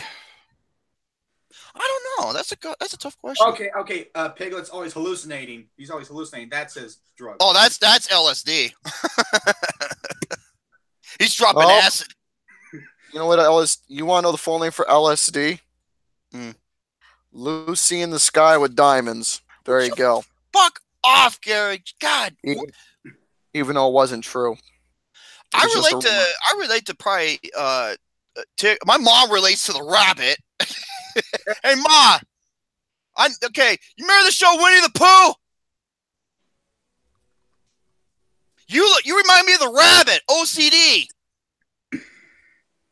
She's like, shut up, Jerome. You dumb. Speaking of which, you know what would really make me happy is if Disney would release the complete New Adventures of Winnie the Pooh TV series on Blu-ray. That would make me so happy because I love that show so much. Oh yeah, I grew up with the anime. I think everybody did. You know, it's classic shit. Going from the late '80s to the early '90s, I want that show to be on Blu-ray. And I'm real interested to see how this live-action version of Christopher Robin is going to turn out. Oh, Ewan McGregor looks like a great Christopher Robin. Yes. And it's directed by Mark Forster, who could be hit or miss. He could be hit or miss, but Mary, he did Finding Neverland. Yeah, that's a great one. So I think it's going to have that tone. And he also did Monsters Ball. Monsters Ball, yeah, with Halle Berry. And like you said about Billy Bob Thornton in that movie. Lucky fucker. All right. Oh, and so yeah, I'm gonna look for that. And the Ticker movie is a big part of my childhood. That's why I gotta buy it. Okay. Those are. Oh yeah. I guess before I go to my list, I gotta tell you about this fucking movie. Oh man. Another movie in this. Okay, we had. Oh my God, the one with Idris Elba. We had. Another one with Morris Chestnut and a couple other ones. I was like, would you stop? If you want to know how to do it right, Forgettable. Don't forget Unforgettable. God. You want to know how to do it right? Joel Edgerton. He did it right. Don't forget Fatal Attraction. Fatal Attraction is a great one. Play Misty for me, the Clint Eastwood movie. And this what topic are we on? His latest review. His review. Breaking In. Okay. Breaking In is the newest movie directed by James McTeague, who is probably best known for directing V for Vendetta. And then it went downhill afterwards when he did Ninja Assassin and The Raven. And Survivor with Pierce Brosnan. I heard that one was terrible too. I've never seen Survivor. No, I heard that one's terrible. But then again, would you say it felt more like the Wachowski brothers directed V for Vendetta as opposed to James McTeague. Okay. The best way to describe Breaking In is this is the kind of movie where if you take David Fincher's most overlooked film, Panic Room. Oh, that's with Jodie Foster. Jodie Foster, thank you. Yeah. And you turn it into this lame-ass film you would see on the Lifetime channel. Oh, my God. The best positive I could have for this is Gabrielle Union, who is a very talented actress. And she is fine as hell, too. God damn, honey. I'm surprised she's 40. I'm surprised she's 45. I couldn't believe she was in her 40s. Like, man, you have that Jennifer Lopez syndrome in you, sweetheart. Holy shit. Don't forget Halle Berry. Don't forget Halle Berry. Selma Hayek is probably the hottest 50-year-old on the face of the planet. She does fine here, but the script she is given. Well, then again, she also produced the movie too. I guess the script she decided to go with gives her very little to do here because, well, her character in this movie is a stupid, incompetent woman. Just like how they all are in most of these type of films. Yeah. Like No Good Deed. The woman with Idris Elba, that woman was fucking retarded. And the villain is played by the best actor in all the Twilight movies, Billy Blech. Burke. But you know, even the villains, they are some of the most incompetent villains of the year, because their goal is, you know, is to go to this man's house, who is actually a father of Gabrielle Union. More on that later, and find a safe where the money is. Now, in the opening, spoiler alert, they kill him. And I was going to say, wait a minute. If you want to know where the safe is, what the combination is, why kill him? Wouldn't it be best to take him hostage and just beat the ends out of him instead of just straight up kill him? Which, by the way, that opening sequence had me dying with laughter. I was supposed to be scared and terrified, but the way that scene opened, it opens with him jogging in slow motion, and then the truck comes out of nowhere and just knocks him out. Just like the movie Taken when a truck hits him. Yeah, they basically just Final Destination his character. With the As for that, let me tell you something about that truck. That was one hell of a Big Daddy cool diesel. Oh my fucking God, Gary, you and your goddamn puns. You know what? After he got hit, did he get up and say, "Hey, I'm walking here"? Oh, he wouldn't be able to. And I was gonna say this, you know, Billy Burke's a henchman. One of them, I'm gonna call him Jared DiCaprio, because he has the blonde hair of Jared Leto from Fight Club and like the head circumference of Leonardo DiCaprio. That's what I'm gonna call him. I'm gonna call him Jared DiCaprio. And Gabrielle Union, okay. Throughout the film, she does all these death-defying stunts to protect her kids. And I was to myself, why could you do something simple as this? You know, all these guys want is the safe and what the money is, and you said you don't care as long as they get out with the money that your kids are safe. And you know where the safe is, and you know where the combination is. Why can't you do something as simple as that instead of trying to be like a badass female heroine? Because you're so worried about your kids' safety. All you're doing is risking the chances of your kids being murdered the more you stall them. You know what? I have a solution to this. It's called a vasectomy. And there's this one character who, if you'd taken her out of the film, it would have made a difference. She's a real estate agent who only shows up at the house just to be killed by by these guys. She's like, "Hey, do you know where she is? Oh, I'm a friend. Hey, why don't you come on inside?" Here's a couple of other movies that did it right. Don't Breathe and Mike Flanagan's Hush. Right, because those characters serve a purpose. They're not just there just to be killed. Not only that, but you're invested in these characters and their motivation. Well, especially for Don't Breathe, makes absolute perfect sense.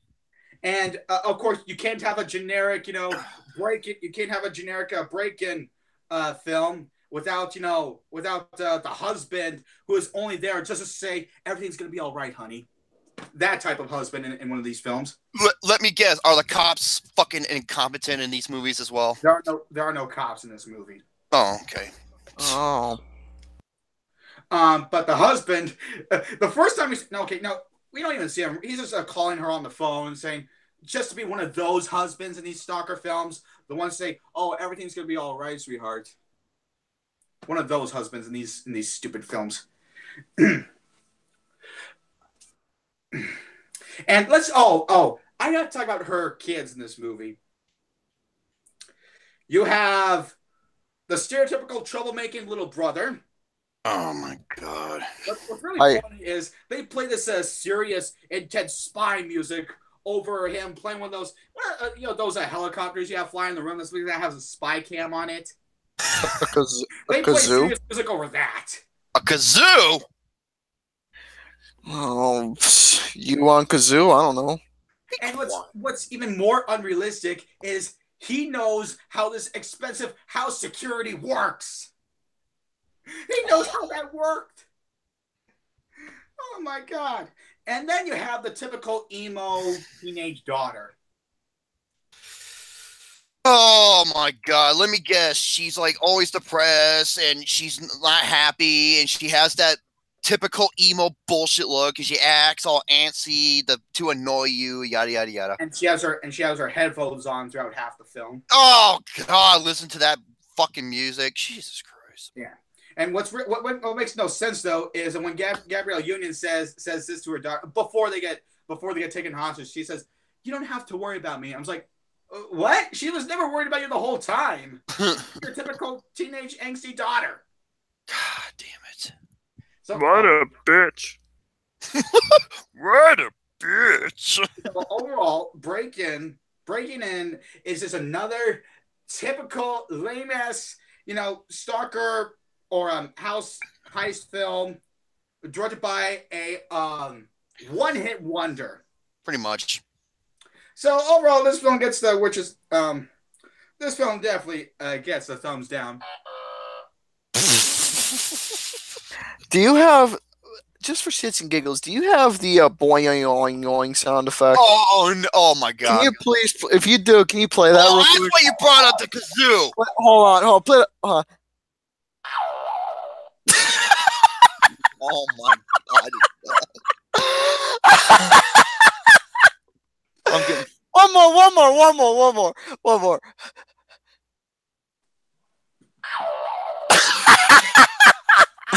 Jesus Christ, Gary. dude. It's based on this fucking video that you will see on the network in sometime soon. Maybe. I don't know if I want to upload it. Why not? I don't know. It's more like a personal treasure for me. Oh come on, people want to see it. All right. But fucking hell. Okay, now I got that away. I have a field list to go over. First one is from tasteofcinema.com. Oh boy, here we go. That is the 10 movies. And by the way, this is not a ranking, by the way. Is the 10 movies that ruined famous directors' careers. Okay, I am all ears. Okay, number one has to be this. Rob Reiner. It's not a ranking. Okay, well, if I had a name like the top, Rob Reiner North. No, we'll see. Because that dude was the Christopher Nolan of his time. He was fucking phenomenal. And then he made that one of the worst goddamn things ever. And everything went downhill after that. Yep. And not to mention him as a person is pretty out of touch as well. He kind of is, yeah. And he wasn't like that before. Yeah. All right, starting off here. Number one, chill, cool party. Joel Schumacher for Batman and Robin. I agree. He can't have some good movies. Well, thankfully, after that, he did Phone Booth with Colin Farrell. That's actually. Oh, hey Gary, Phone Booth. Mm. Yeah. What did you think of 8mm with Nicolas Cage? I haven't seen that one. Yeah. Speaking of Joel Schumacher, Nicolas Lost Cage, Boys. I have seen Trespass. I think that's Schumacher's worst film. Because at least with Batman and Robin, I can laugh at it. Oh, I tried. Dude, Kayla and I watched it before Dark Knight Rises came out. Kayla was so pissed after it was over. He just looked at me and said, "Good night," and he got up and left, and I didn't hear him from the rest of the night. He was beyond mad. He couldn't believe what he saw. He was traumatized. Poor kid. Oh, man. Number two, I highly agree here. This is one of the worst movies I ever seen, and probably had what I probably consider the worst on-screen movie couple ever. Number two is Geely by Martin Brest. Oh, Martin Brest has done some good things before, and then he did this. Beverly Hills Cop, and also one of my favorite comedies of all time, Midnight Run. Midnight Run. And even though Al Pacino shouldn't have won an Oscar, it was still a good movie, Scent of a Woman. Oh my God, he did. Hoo-ah. Yeah. And then his career was on a downhill when he did Meet Joe Black with Brad Pitt. Yeah, it wasn't the worst, but it could be so much better.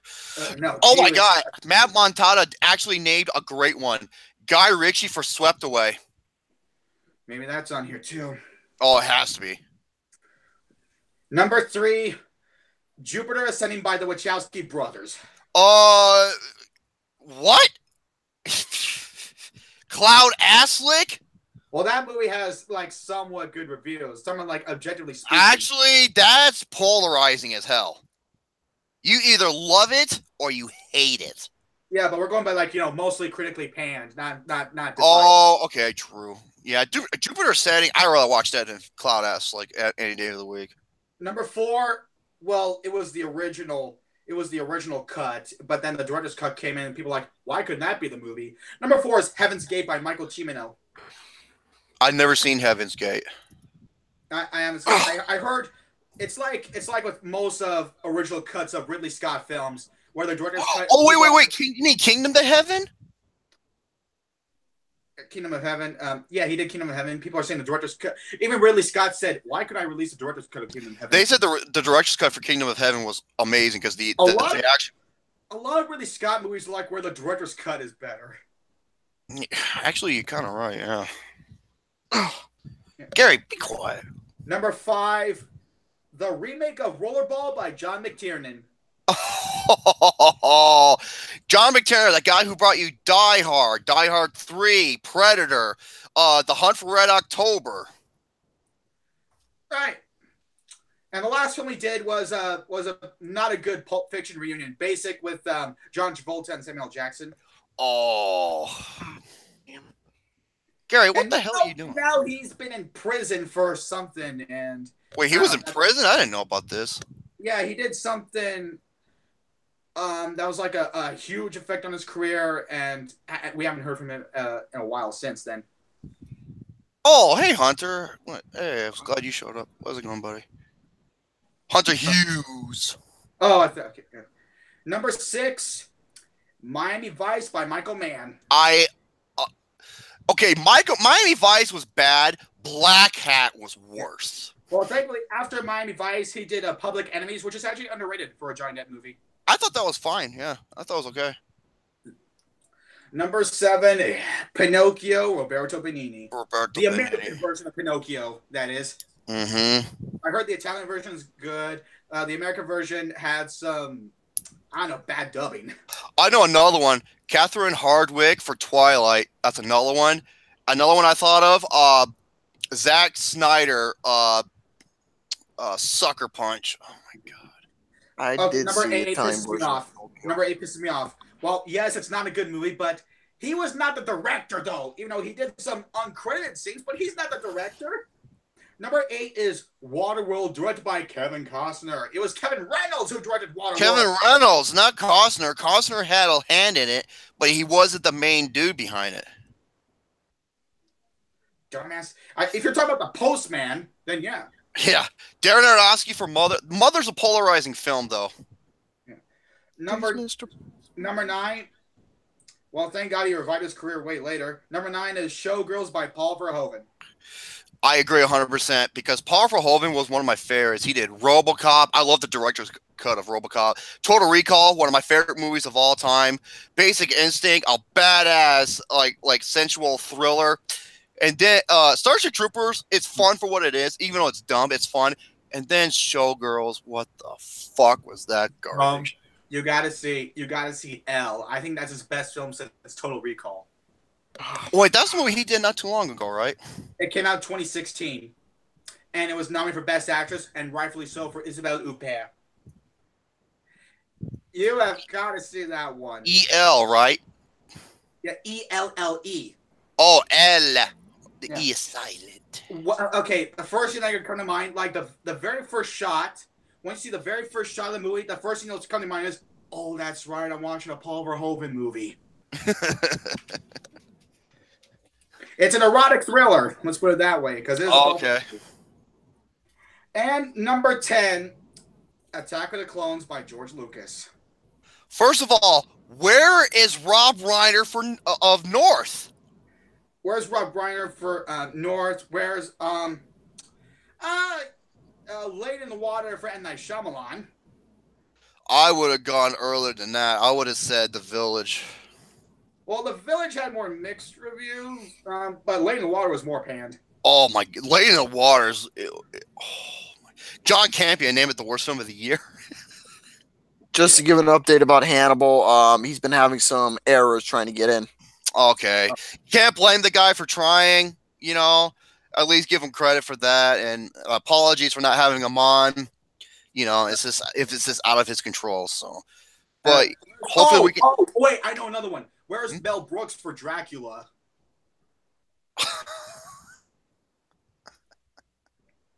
Oh God. Okay, so that's not a bad list from Taste of Cinema. Okay, now we go with this one.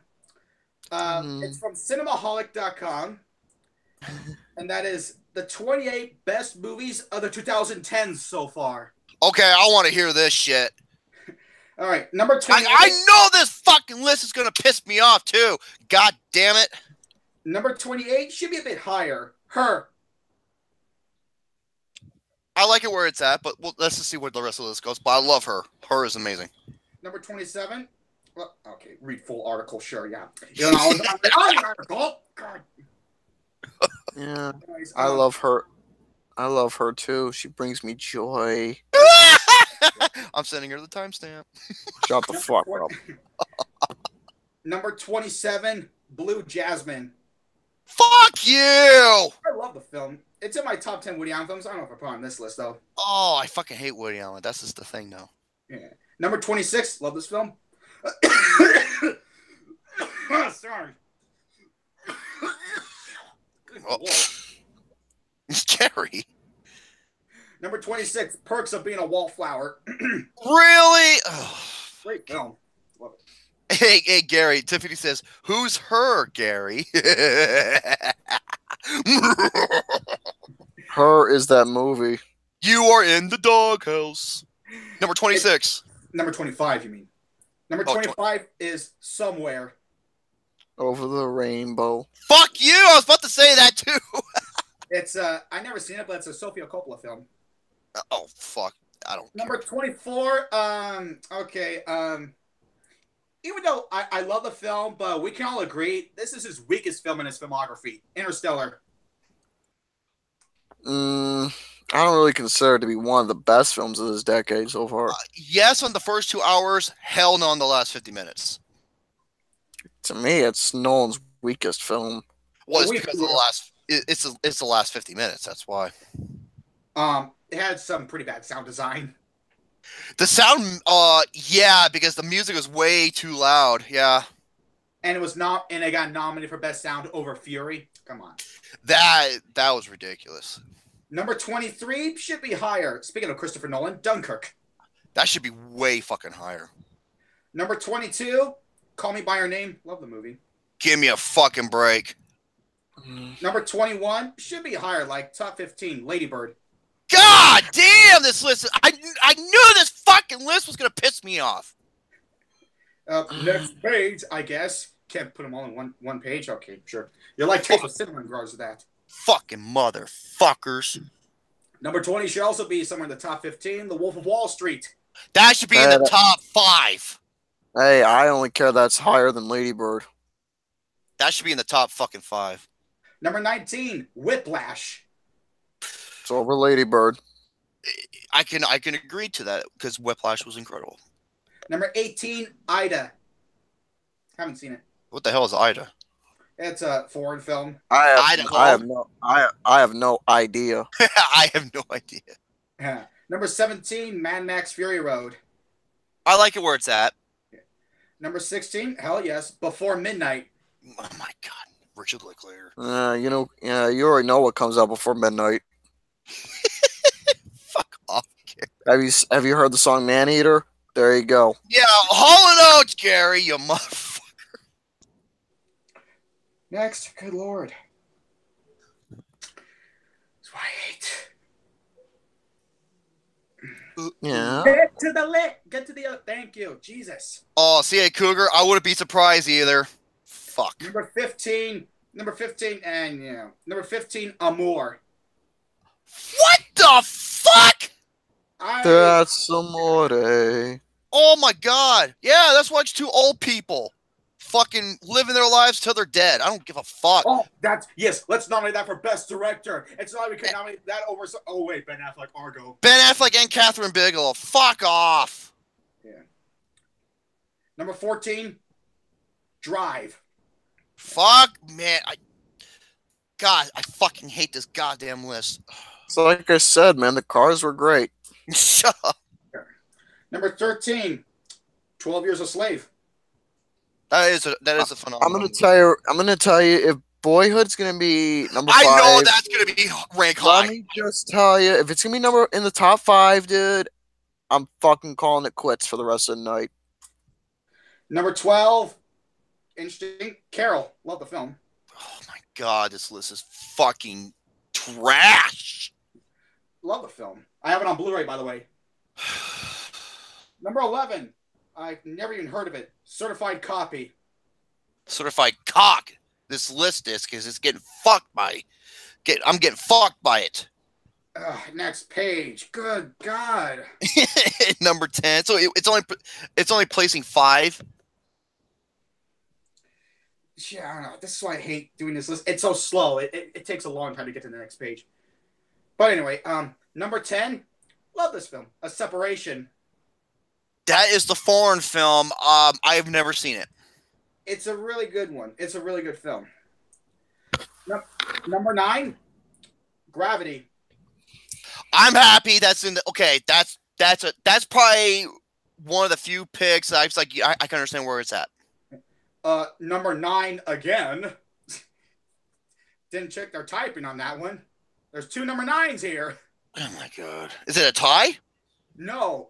He forgot. They forgot to change it to number 8 because they didn't double check their type. Yeah,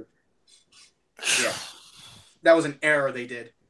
Anyways, number 9 again is Inception. That should be way fucking. That's my number 1. That should be way fucking higher. Number 8, love this film, Manchester by the Sea. Oh my! That is higher than Inception. Manchester by the shitter.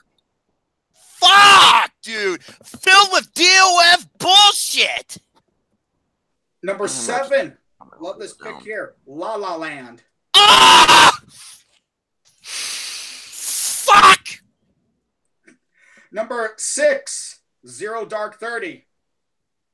Okay, I can understand. That was my favorite Catherine Bigelow film until I saw Detroit. Mine's still The Hurt Locker. That's a great one too. God, Manchester. Yeah, the first 50 minutes is fucking horrible. Oh, I love the whole film. Number 5, Birdman. Great movie, but I wouldn't put it that high. But still. Hey, I wouldn't mind if either that or Boyhood won. They're both amazing films. No, Boyhood, I swear to Christ, mark my words, I'm gonna call it quits. If that's fucking number 1, if that's number 1. Number 4, I've never heard of it. Upstream Color. Never heard of it. Keep going. Oh my god. Okay, there we go. Number 3, love this placement here. Boyhood. One of the most overrated movies I have ever seen. My favorite movie of the decade so far, mate. Boring, coming of age shit. I'm sorry.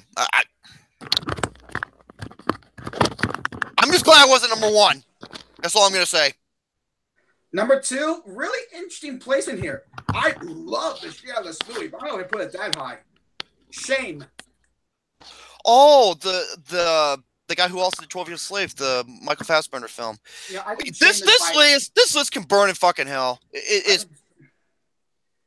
I think Shame is my favorite movie Steve McQueen has done, as well as my favorite performance Michael Fassbender has ever given. I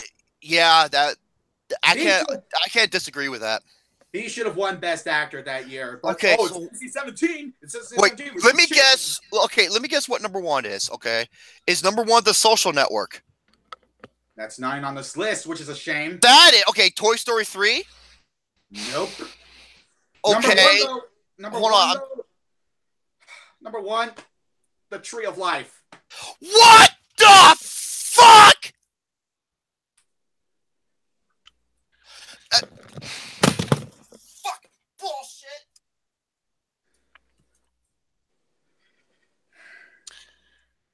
Hey, Terrence Malick, telling your actors to walk around and having Emilio Lubezki, shoot around, do some 360-degree angles is not art.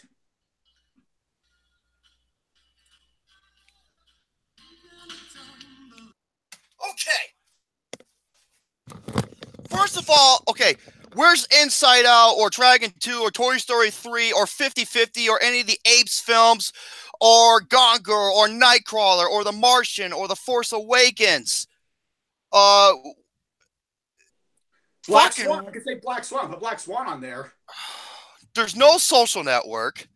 Where's Ben Affleck's The Town? Where's Argo? Yeah, Argo, fuck. I call it Argo, fuck yourself. That's what I'm going to keep calling for the rest of my life. This is one of the worst fucking lists. Silver Linings Playbook should be on there too. Unbelievable. Where's Skyfall? Skyfall.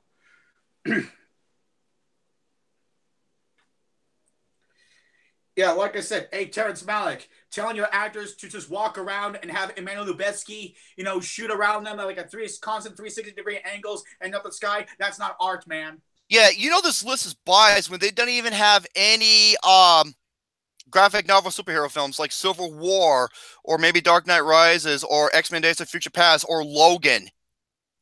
Yeah, Logan. That's another good one. Yeah, you want to talk about fucking Gary, you look like you need an OBGYN. You want to talk about fucking bias?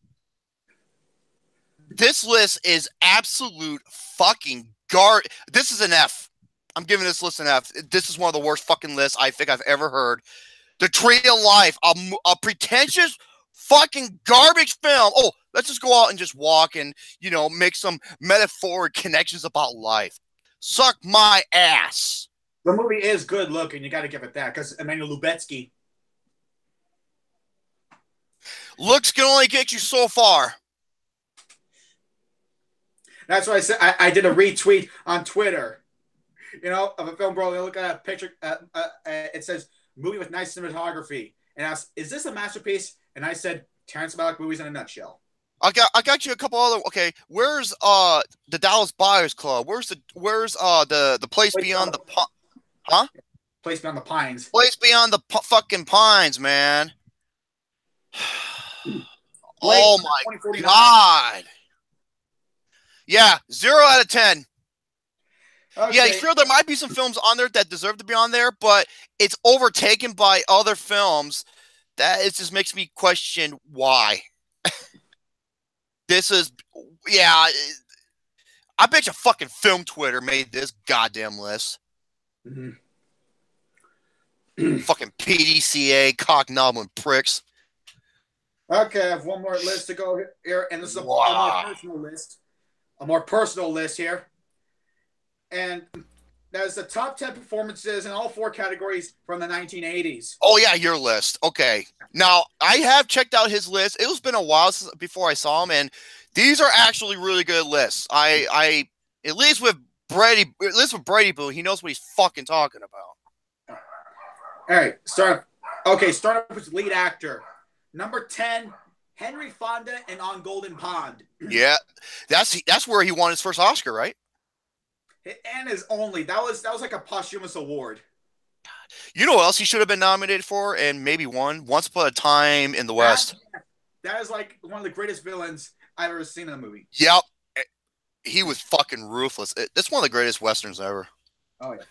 Number 9, Robert Duvall, Tender Mercies. Okay.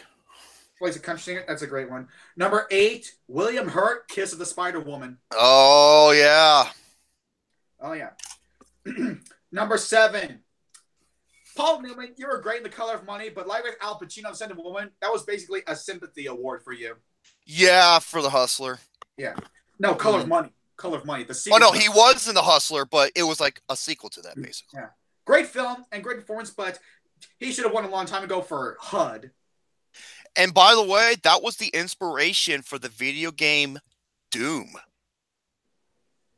When Tom Cruise shows up with the the custom-made pool cue, and he goes, "What's in there?" And Tom Cruise replies, "Doom."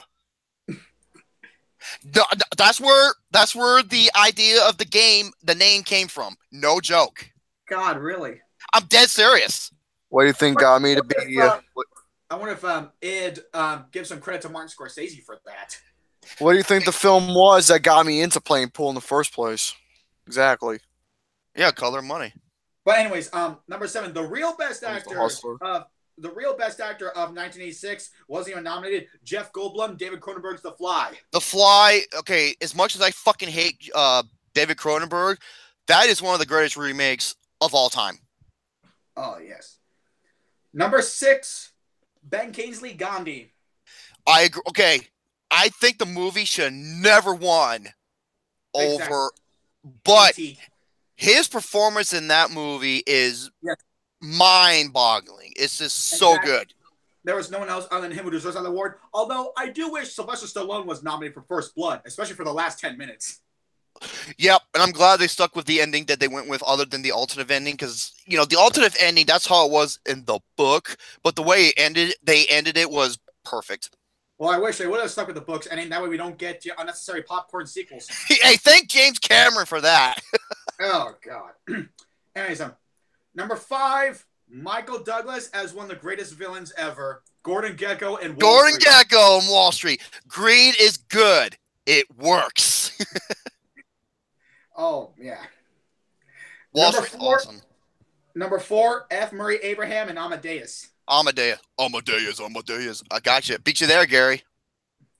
Number 3. I want to go to Oak Street and Kmart, buy a pair of boxer shorts. We're not going to Oak Street just to get a pair of fucking boxer shorts. Rayman. Rayman. That scene where he has that meltdown because he doesn't want to get on the plane. That is fucking scary. I know. And that was based on a true person too. Yeah.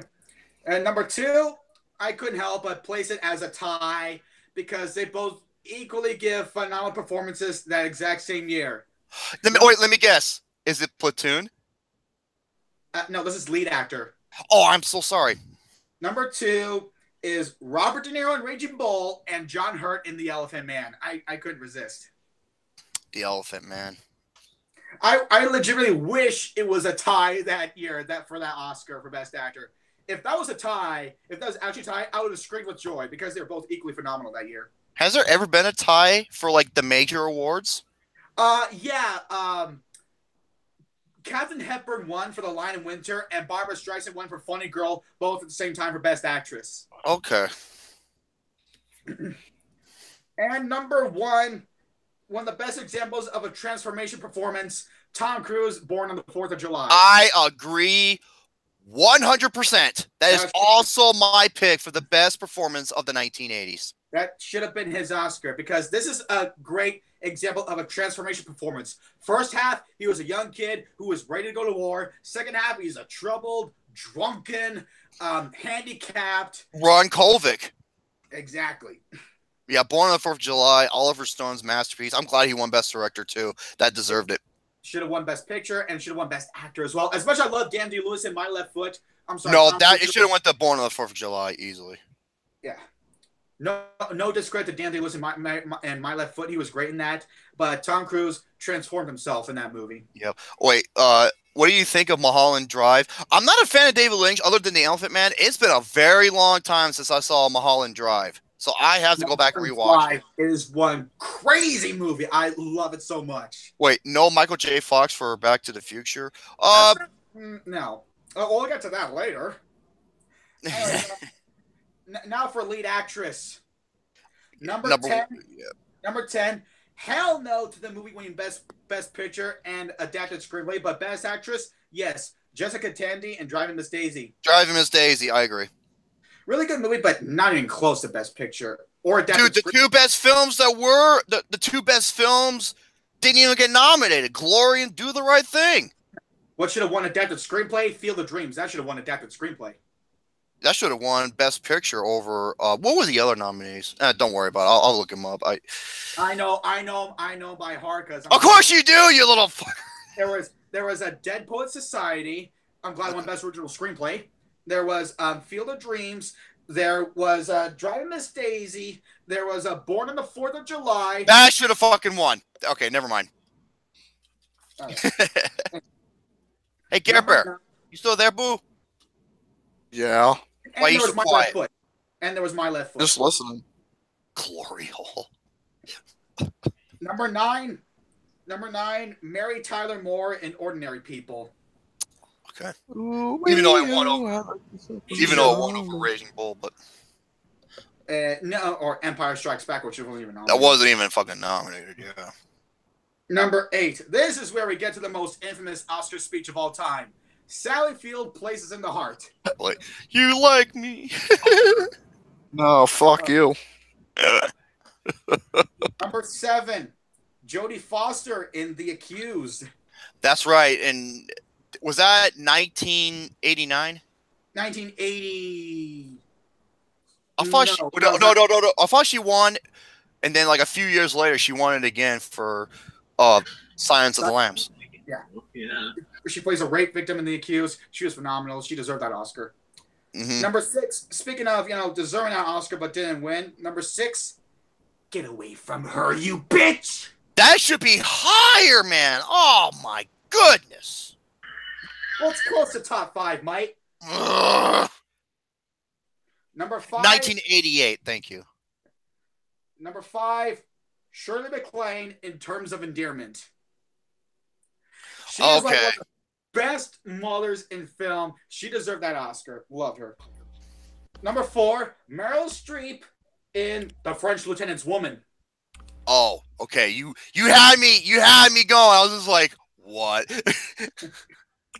She should have won that Oscar. All right, number 3. Speaking of should have won that Oscar, Glenn Close, Fatal Attraction. Fatal Attraction. I agree 100%.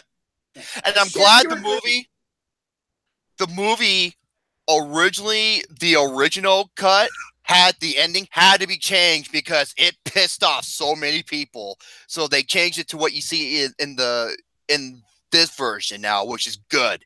I don't know if you heard about that. The original where where I think the guy Michael Douglas, I think he gets framed for murdering her or something like that, and he gets to go. He has to go. I think that's how it went. I'm dead serious. No joke. It was like her. She gets the last laugh. I was like, no, that would have been horrible. Exactly. Number 2, another one that should have won. Whoopi Goldberg, The Color Purple. I agree 100%. That in Oprah Winfrey in that same movie, 2 of the greatest debut performances in history. And number 1, Meryl Streep. Meryl Streep, and I agree. Her best performance ever. Yep. Sophie's Choice. Okay, that Whoopi Goldberg and Sigourney Weaver would be my top 3. Yeah. Now for the supporting actor.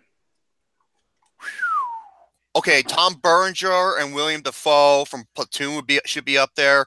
Arlie Emery for Full Metal Jacket should be high on that list. Go ahead.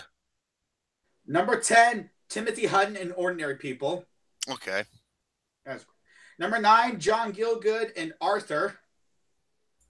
I'm not familiar with Arthur. The original Arthur, not the Russell Brand Arthur. No.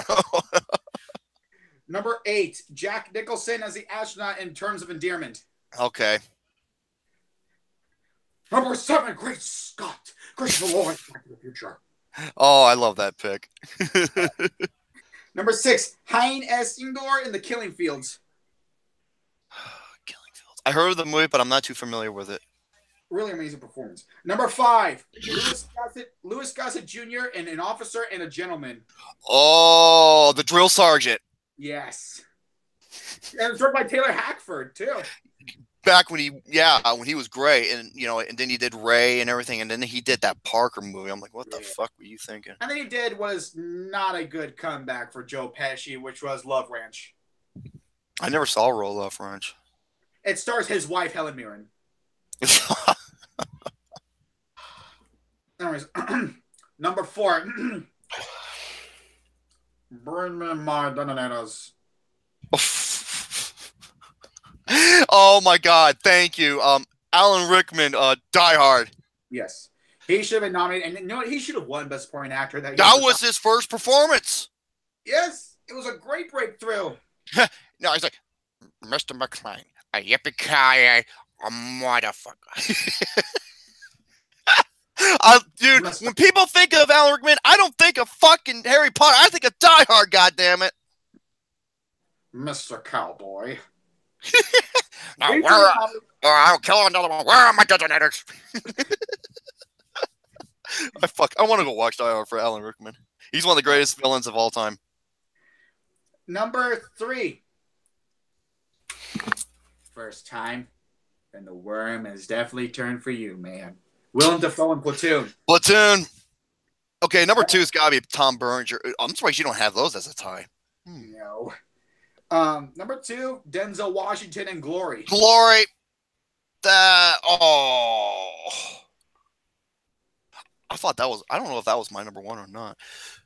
Number 1. You could suck a golf ball to a garden hose. Yeah, Arlie Emery.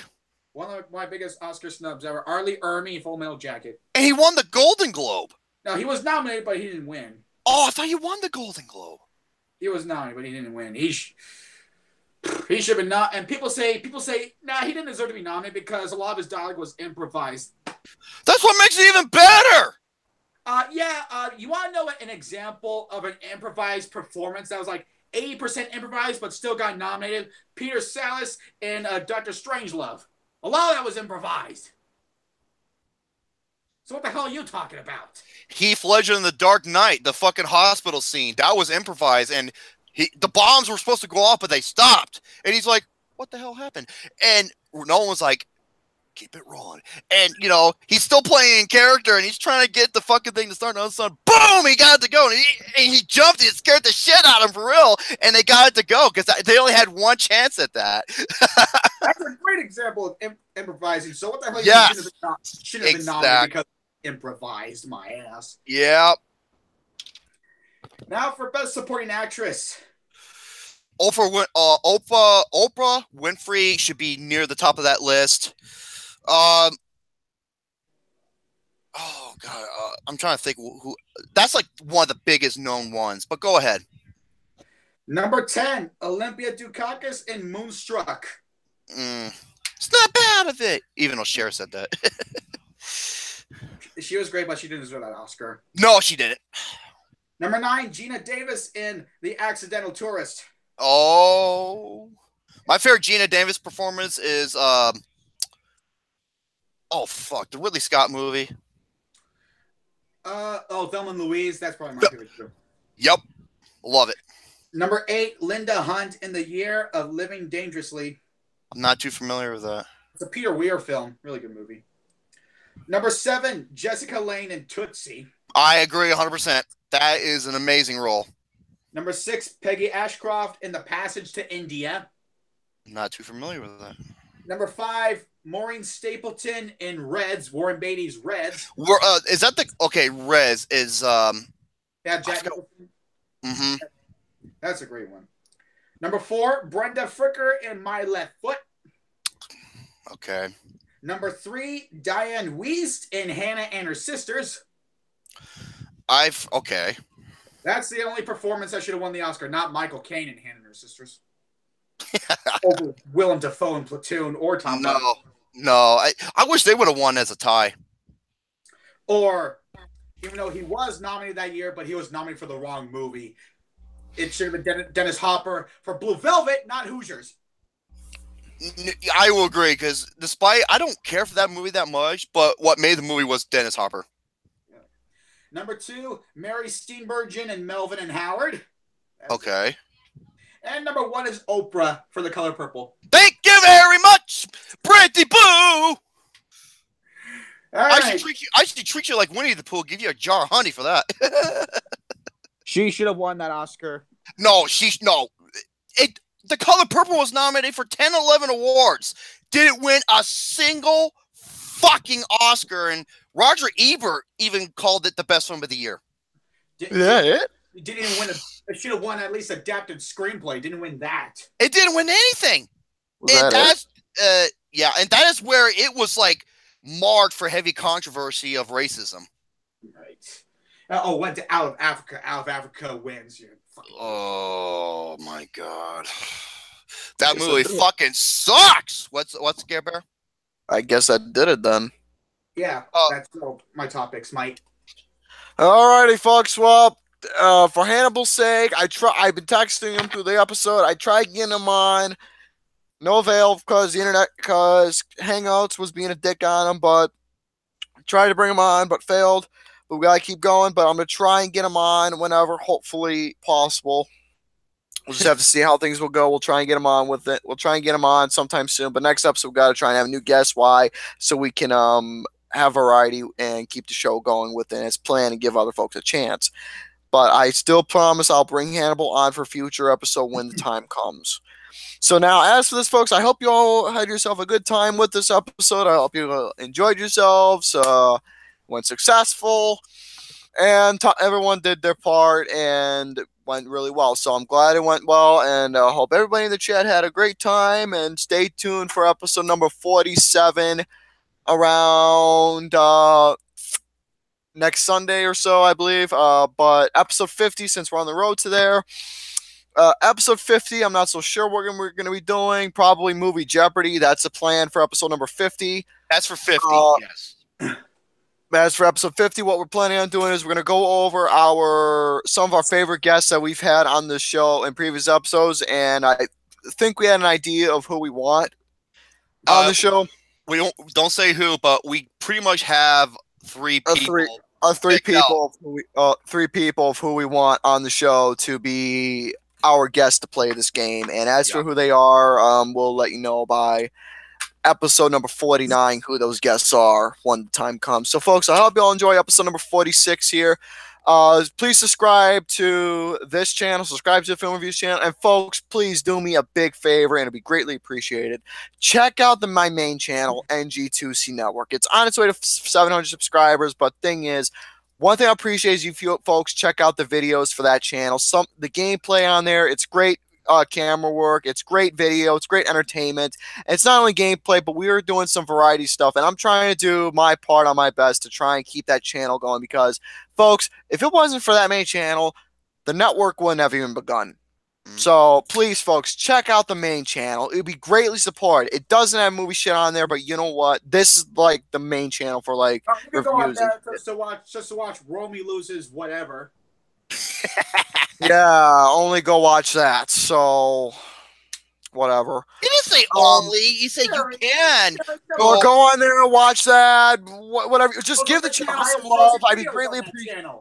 Just go on the channel. Please give it some love. I don't care what you watch. Just give it some love. Subscribe, likes, all that other stuff. Just give the channel some love. It'd be greatly appreciated so much. Because that channel... I like that channel to continue going. I'm trying to get the channel back up. It was down before. It'll come back again, but we're trying. But yeah, NG2C Network is the name. Capital N, capital G. Same thing with the 2, capital C, and it's spelled network. And yeah. So folks, that did it for this episode. So I hope you all had a great time. Stay tuned for episode number 47 next week, and subscribe for more bullshit to come as always. And ciao for now. Brady boo. Thank you guys so much for tuning in another episode of Flicks with the Dicks. I will have some more Blu-rays to show, and I'll discuss more movie reviews with y'all, and some more lists to go over. And next Sunday, I'll go over the top 10 performances of the 90s in each category. Yes. All right. So, and some more Mountain Dew as well. Remember, Battletoads and Lost Levels. Shut up, Don Rickles. Hey, he was one of the funniest fucking men alive, man. He's the true definition of a funny asshole. Not bad. Oh, yeah. You want to see him? Watch his roasting of Ronald Reagan. It's hilarious. Or watch him in Casino. He plays a serious role, and he's excellent in it. Ladies and gentlemen, that includes episode 46 of Flicks with the Dicks. Tune in to episode 47, who will be our guest. Who knows? You'll have to find out. And until then, signing up for Super Mario Fan 03, Brett Greer, and the young, yes, that's Mr. Garrison, or Gabu, or Gabear. This is my boy J Money saying, stay tuned. And once again, motherfuck Cinemaholics. Go back to sucking Film Twitter's fucking pull like Michael Paul Greaser. Now, if you excuse me, I'm going to look up some sweet, voluptuous porn starring Sophie D.